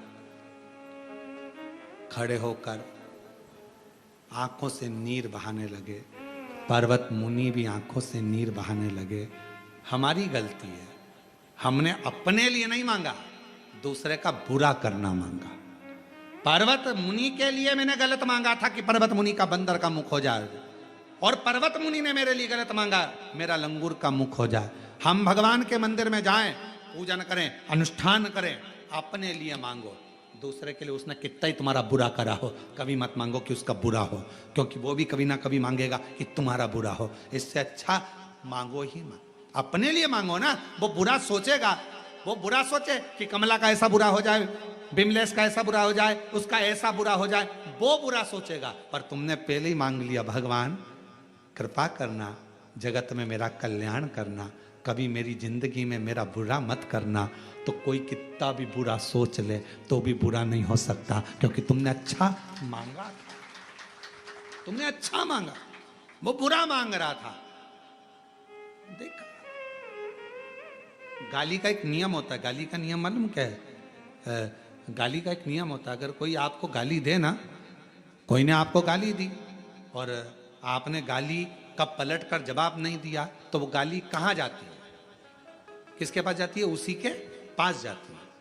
गाली का एक नियम है, अगर किसी ने आपको गाली दी और आपने पलट कर जवाब नहीं दिया, मुस्कुराकर चल दिए, आग लगे बस्ती में अपन बस, और तुम मुस्कुराकर चल दिया, तो जिसने गाली दी है ना, 15 दिन के अंदर वही गाली जो उसने बकी है, जिस डिजाइन की, जिस वेराइटी की, जिस क्वालिटी की उसने जो गाली दी है, वही क्वालिटी, वही वेराइटी और वही गाली उसको कोई ना कोई 15 दिन में उसके मुंह पर बक कर जाएगा, ये निश्चित। आप जवाब मत दीजिए, मत दो। मान लो एक फूल देना महाराज, अब ये फूल मैंने आपके पास फेंका, ठीक है, फेंका, आपने नी झेला, तो ये फूल कहां गया? जमीन। फिर कोई निकलेगा, उठाएगा, वो अपनी जगह, फूल गया जमीन में, इसको तुमने झेला ही नहीं, झेला नहीं तो नीचे चला गया। किसी ने गाली दी, तुमने झेली नहीं, झेली नहीं तो तुम्हारे पास फूल है ही नहीं, गाली तुम्हारे पास है ही नहीं, तुम तो अपनी मस्ती में। श्री शिवाय नमस्तुभ्यं, श्री शिवाय नमस्तुभ्यं, श्री शिवाय नमस्तुभ्यं, श्री शिवाय। तुम झेले ही नहीं हो ना उस फूल को, तुमने गेंद को झेला ही नहीं ना, तुमने वस्तु को झेला ही नहीं ना, तो वो तो गया। किसी ने गाली दी तो मत लो, उसने गाली बकी, तुम पलट कर जवाब मत दो, तुम उधर से जाओ, मुस्कुरा कर चलते जाओ, सिर पे अपना जूड़ा बांधो, स्माइल दो, बढ़ते जाओ। अगर कोई गाली देता है ना और अपन हंस के चले जाओ ना, तो उसको और आग लग जाती है। बताओ, मैं तो इसको गाली दे रहा हूं और ये हंस रही है। कभी कभी तुम पति पत्नी की लड़ाई भी इस बात पे हो जाती है, पति कुछ बोल रहा है, गुस्से में लाल है, और पत्नी मुस्कुरा दे तो पति, तू हंस रही है और मैं गाली दे रहा हूं। कभी कभी पत्नी कुछ बोल रही है और पति मुस्कुरा दे तो पति को, यहाँ चरित्र है स्वयं। लक्ष्मी जी तैयार हो रही थी और भगवान विष्णु आए और हंस दिए। अब उनको तो जल्दी में जाना था अपनी बेस्ट फ्रेंड के घर, और तैयार हो रही थी, और तैयार होने में भी टाइम लग रहा था, और सब, और इतने देर में भगवान विष्णु आ गए, हंस दिए। लक्ष्मी जी को गुस्सा आ गया, मैं तुम्हें श्राप देती हूँ, तुम्हारा शीश कटेगा, घोड़े जैसे हंसे हो तो घोड़े का मुख लगेगा। भगवान नारायण हयग्रीव अवतार ले लिया। मत लो गाली किसी की, कोई गाली बके ना, तुम इतने खुश होना, इतने खुश, अलमस्त होकर आग लगे बस्ती में। श्री शिवाय, श्री शिवाय, श्री शिवाय, श्री शिवाय नमस्ते। वो बकता रहे, अपन मत लो, 15 दिन में घूम के वही गाली उसी के पास जाए।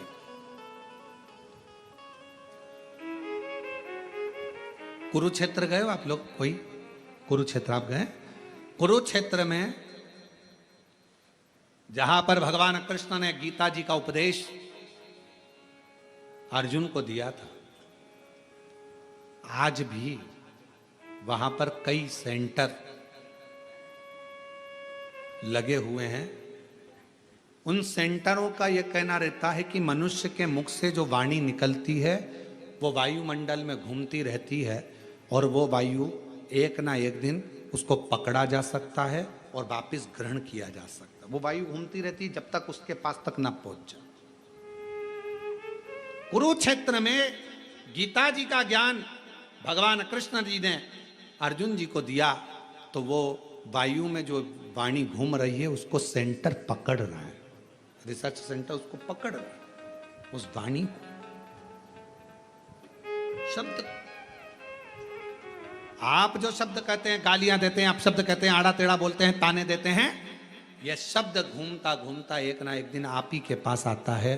15 दिन, 20 दिन, 6 महीना, 8 महीना, 1 साल, 1.5 साल, 2 साल बाद आपको एहसास होगा कि मैंने ये गलत करा था, गलत बोला था, और आज इसने मेरे साथ ये गलत कर दिया।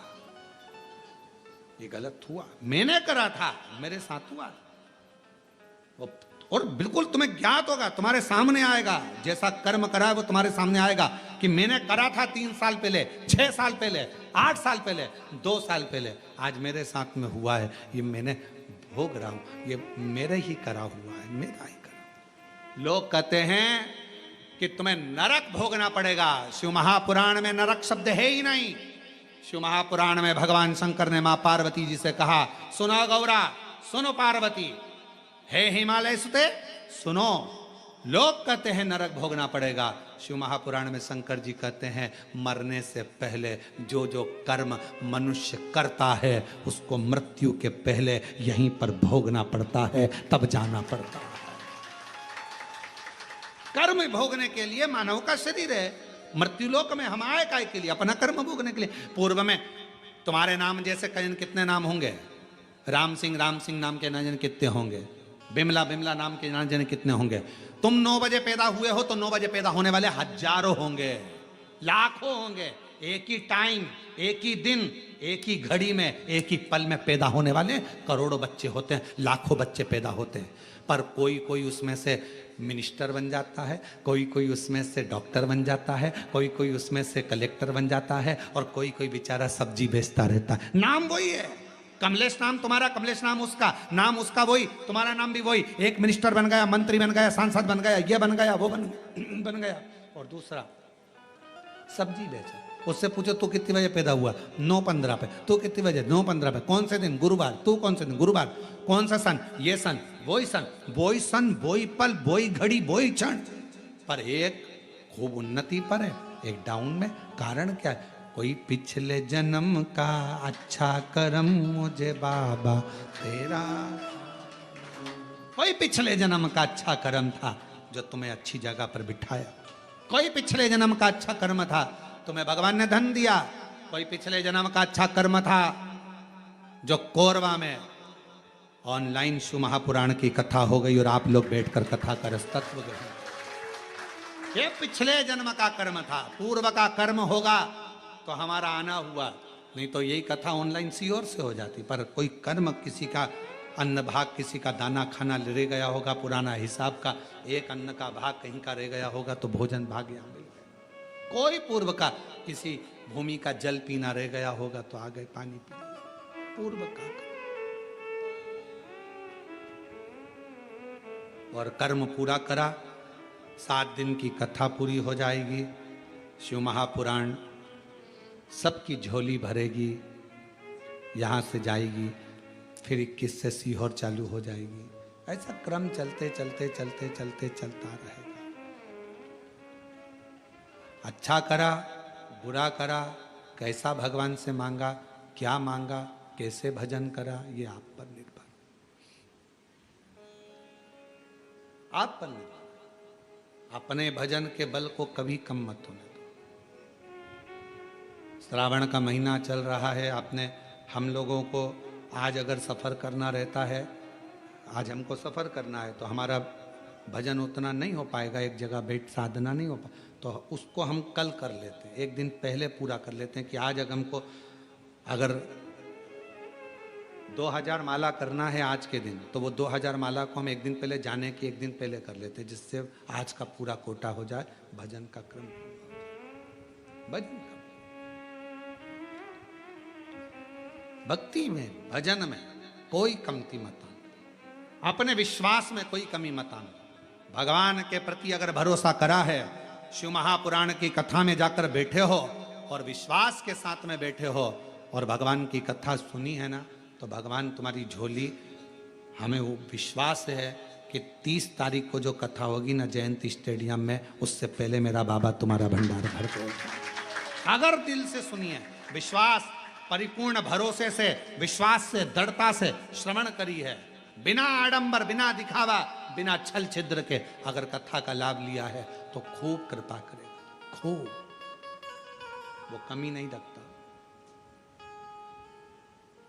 उसकी करुणा है, उसकी दया। आप करो उसका भजन। कहा मैंने गलत नहीं करा, मैंने कोई अपशब्द नहीं कहा, मैंने कोई श्राप नहीं दिया, मैंने ना बद्दुआ दिया नारद तुमको, ना श्राप दिया, ना पर्वत मुनि तुम्हें श्राप दिया, ना बद्दुआ दी, मैंने नहीं दिया। पर्वत मुनि ने मांगा तुम्हारे लिए और तुमने मांगा पर्वत मुनि के लिए, मैंने कुछ नहीं, मेरा कुछ नहीं, इसमें मेरा है ही नहीं कुछ भी। मेरे से तो तुमने जो मांगा वो मैंने दे दिया, तुमने जैसा कहा मैंने वैसा कर दिया। अगर तुम बोलते कि हमारी शादी राजा अमरीश की बेटी से करा दो, दोनों में से देवऋषि नारद आप पहले आए थे, मुझसे बोलते कि विवाह करा दो तो मैं विवाह करा देता, क्योंकि मैंने कहा था तथास्तु, मांगो क्या चाहिए, तुम मांगते मैं दे देता। तुमने मांगा था कि इसका मैं शादी करने जा रहा हूं और इसका मुंह बंदर का बना दो, बंदर।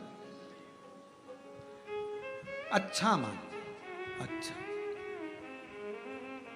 अब नारद जी रो रहे हैं, अब पर्वत मुनि की आंख में आंसू है, क्या करें हम, कुछ नहीं, भजन करो, स्मरण करो, नाम जप करो। देवऋषि नारद और पर्वत मुनि के मन का संशय निकला, दोनों ने तप किया और तप कर कर भगवान शिव की अविरल भक्ति को प्राप्त किया। चंद्रभागा नदी के तट पर जाकर बालू का शिवलिंग बनाकर देवऋषि नारद ने भगवत भजन किया।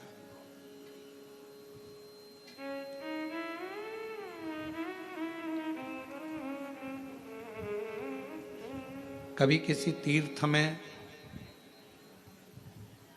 कभी किसी 12 ज्योतिर्लिंग में, कभी कहीं पवित्र भूमि पर, नदी के तट पर,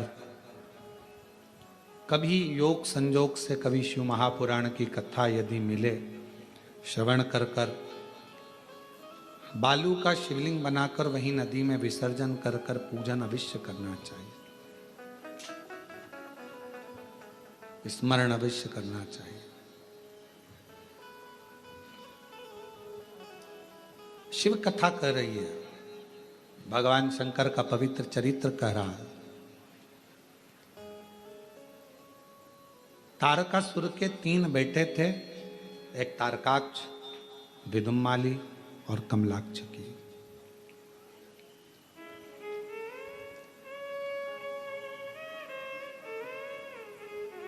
तीनों ही बड़े प्रबल थे, बहुत। तीनों ने अलग अलग अपनी अपनी पुरी का निर्माण कर कर वहां विश्राम किया। ब्रह्मा जी से इन्होंने एक वर मांगा कि हम मरेंगे तो तीनों एक साथ मरें, वरना हमारे प्राण न छूटे। ठीक है, शिव महापुराण की कथा कहती है कि मृत्यु एक अटल सत्य है।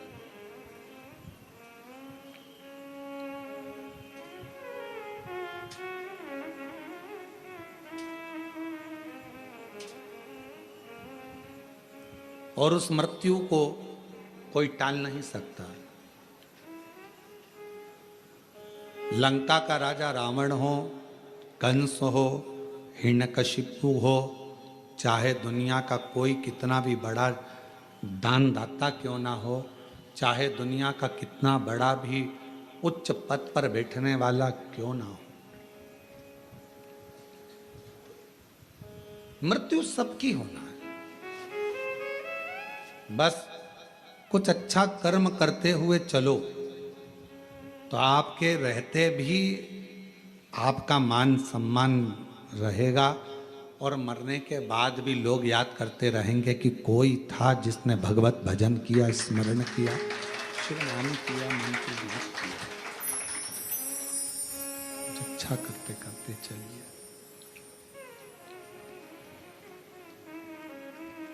छोटा सा जीवन है, इस छोटे से जीवन में तेरा मेरा कर कर विवाद कर कर समय को बर्बाद ना किया जाए।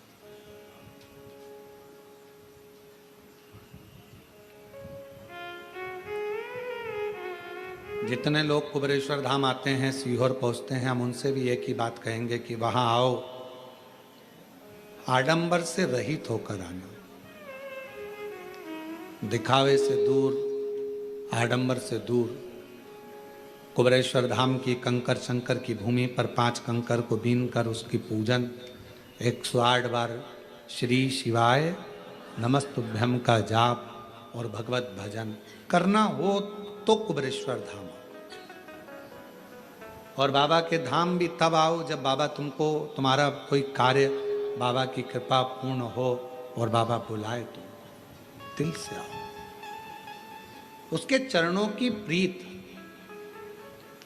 उसके चरणों का स्मरण आप और हमको सुख प्रदान करें। 6 अगस्त को जो बाबा की कावड़ भरा रही है प्रदोष की, हम एक एक बेटा बेटी से कहेंगे खूब मेहनत करो, खूब पढ़ाई करो, खूब एजुकेशन अच्छी करो, अपने लक्ष्य पर ध्यान दो। साथ में बन सके तो प्रदोष की कावड़ भरने के लिए घर के सदस्यों को आना चाहिए और बाबा की कावड़ भरकर बाबा के धाम में जरूर चले। क्या देगा बाबा? अगली कावड़ तक आपका पत्र व्यासपीठ पर जरूर मिलेगा और बाबा कृपा जरूर करेगा। कुछ भक्ति के बल को बढ़ाओ। जैसे आपको कहा कि विद्या अध्ययन को भी बढ़ाना है, परिश्रम को बढ़ाना है, संघर्ष को बढ़ाना है, थोड़ा अपनी मेहनत को बढ़ाना है, उसके साथ में अपने विश्वास को भी बढ़ाना है कि मेरा बाबा मेरी झोली जरूर भरेगा। एक ना एक दिन मैं इस कुर्सी पर जरूर बैठूंगी, एक ना एक दिन मुझे ये पद जरूर मिलेगा। बाबा फिर देने में पीछे नहीं हटेगा, तुम्हें उस कुर्सी तक, उस पद तक बाबा पहुंचा कर ही रहेगा। थोड़ा मेहनत के साथ विश्वास को भी बढ़ाओ। मेहनत के साथ में थोड़ा विश्वास का बढ़ना बहुत जरूरी। जरूरी नहीं है कि सब अपने ही लेवल के लोग मिलेंगे, कुछ आड़े टेढ़े भी मिलेंगे, कुछ होता है, कभी कभी जीवन है, चलता रहता है। तारकासुर के 3 बेटे, ये बहुत प्लेन प्लेन चल रहा है, गला पकड़ रहा है, प्लेन होने के कारण गला पकड़ा, उसको मिठास करो थोड़ा। तारकासुर के 3 बेटे हैं, तारकाक्ष, विदुम्माली और कमलाक्ष। तीनों ने विचार कर लिया कि ये हम मरे ना, पर ऐसा हो नहीं सकता। आया है सो, कोई राजा बनकर गया, कोई रंक बनकर गया, कोई गया जरूर है। और कितना भी करोड़पति मरा हो, आखिरी में राख का ढेर ही बना। वैभवपति भी गया, कितना भी उसके पास में गाड़ी होगा, अच्छी वीआईपी गाड़ी होगी, करोड़ों की गाड़ी होगी, पर गया कंधे पर ही है। उसको लेकर कंधे पर ही गए। कितनी भी वीआईपी गाड़ी क्यों ना हो, कितना भी वीआईपी ठाट क्यों ना हो, पर आखिरी में जीवन वही 4 बांस 40 कंडे और राख का ढेर, बस यही अंतिम बिंदु है, यही अंतिम। तारकासुर के 3 बेटों का संहार करने के लिए भगवान शिव पशुपति नाथ बन गए।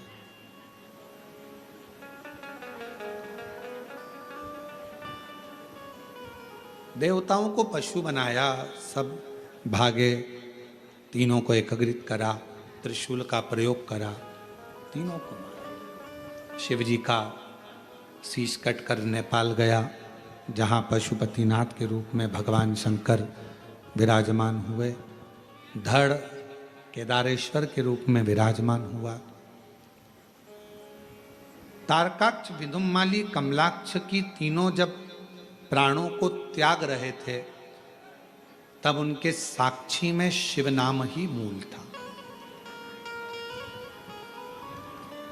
भगवान शंकर के मंत्र, शंकर भगवान का नाम जाप बड़ी प्रबलता है, देता है, बड़ा बल देता है।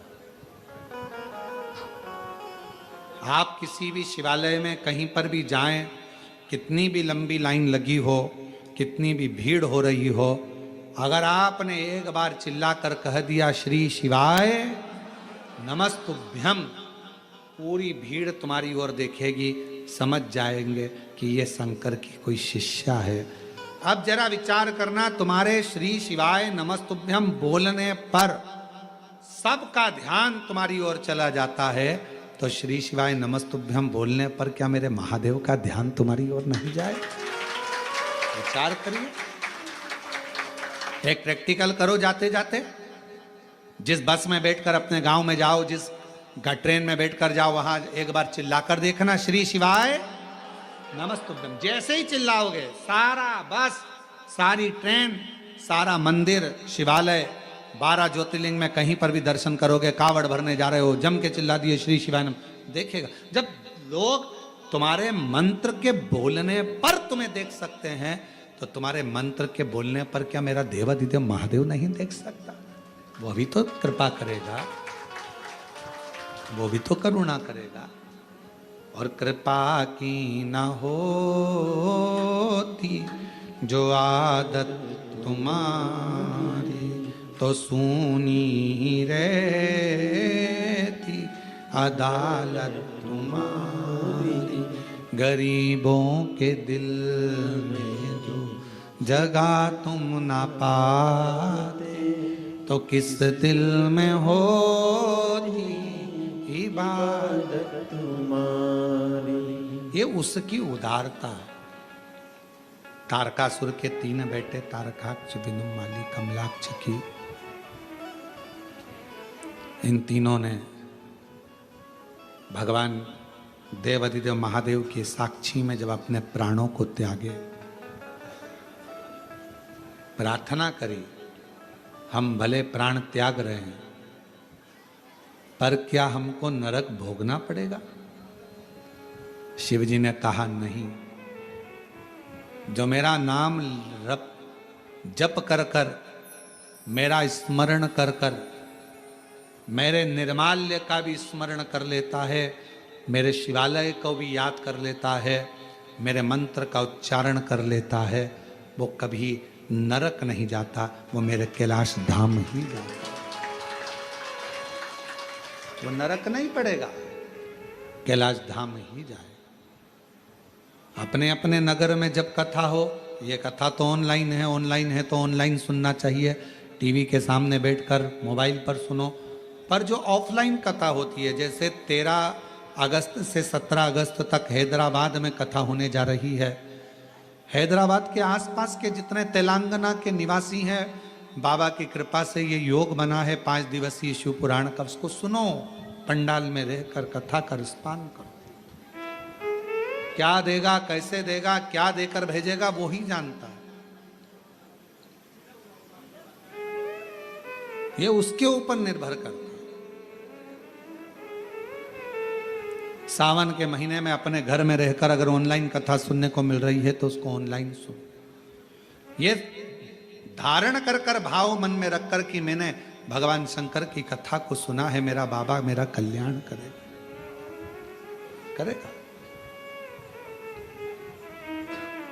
प्रसंग आया, 12 ज्योतिर्लिंग का स्मरण कराया।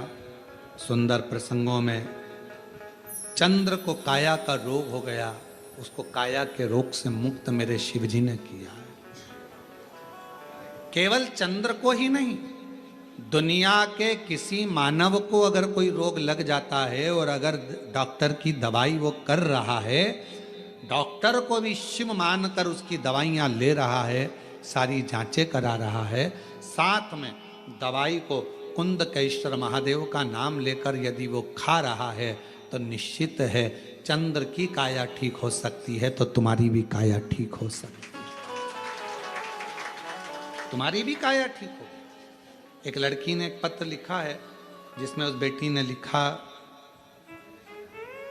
मेरा नाम खुशबू साहू है, मेरी मम्मी का नाम सुनीता साहू है, पापा का नाम दिनेश साहू है, नगर पंचायत छुरी कला से आई हूँ। एक लोटे जल का वर्णन क्या करूँ, मैं 5 वर्ष की थी तब मेरे दोनों आंखों के पास और मेरे सिर में सफेद सफेद दाग हो गए थे। मेरी चमड़ी पूरी सफेद हो गई थी। मम्मी पापा बहुत इलाज करवाए, परंतु मेरे सफेद चमड़ी का रोग ठीक नहीं हुआ। जब मेरी चमड़ी का रोग सफेद ठीक नहीं हुआ, पूरा चेहरा सफेद होने लगा, आंखें सफेद, बाल सफेद, सिर सफेद, सब सफेद हो गया। स्कूल जाती थी ना गुरुदेव, तब लोग मजाक उड़ाते थे।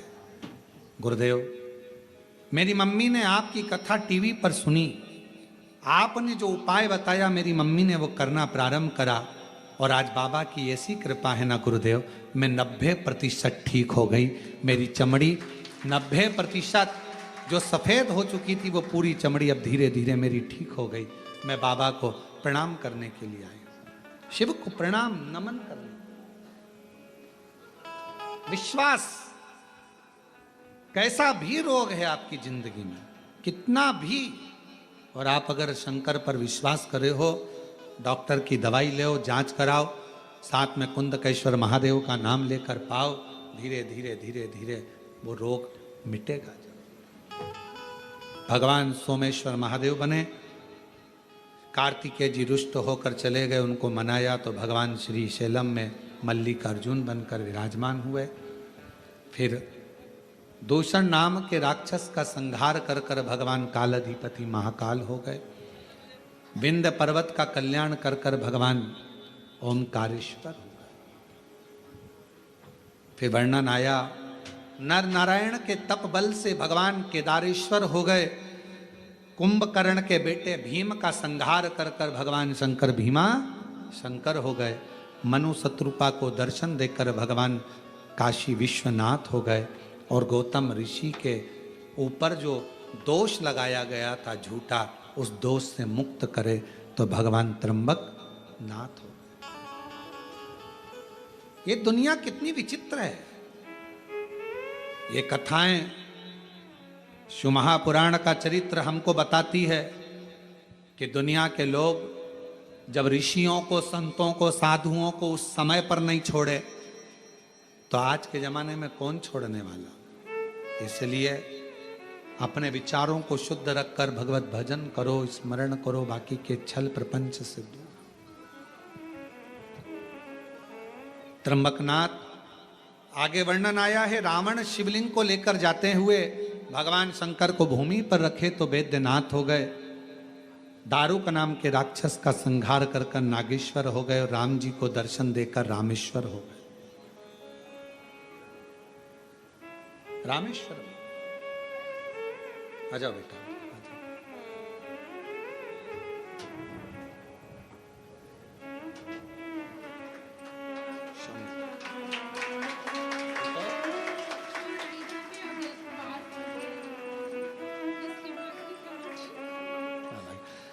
पूरे शरीर पर सफेद सफेद दाग हो गए थे बेटी के, और आँखों के पास, सिर के पास पूरा सफ़ेद चमड़ी हो गया था।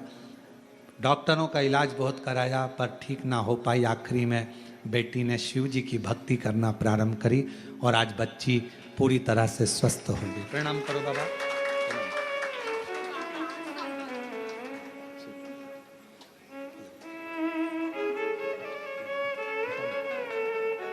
ठीक है बेटा।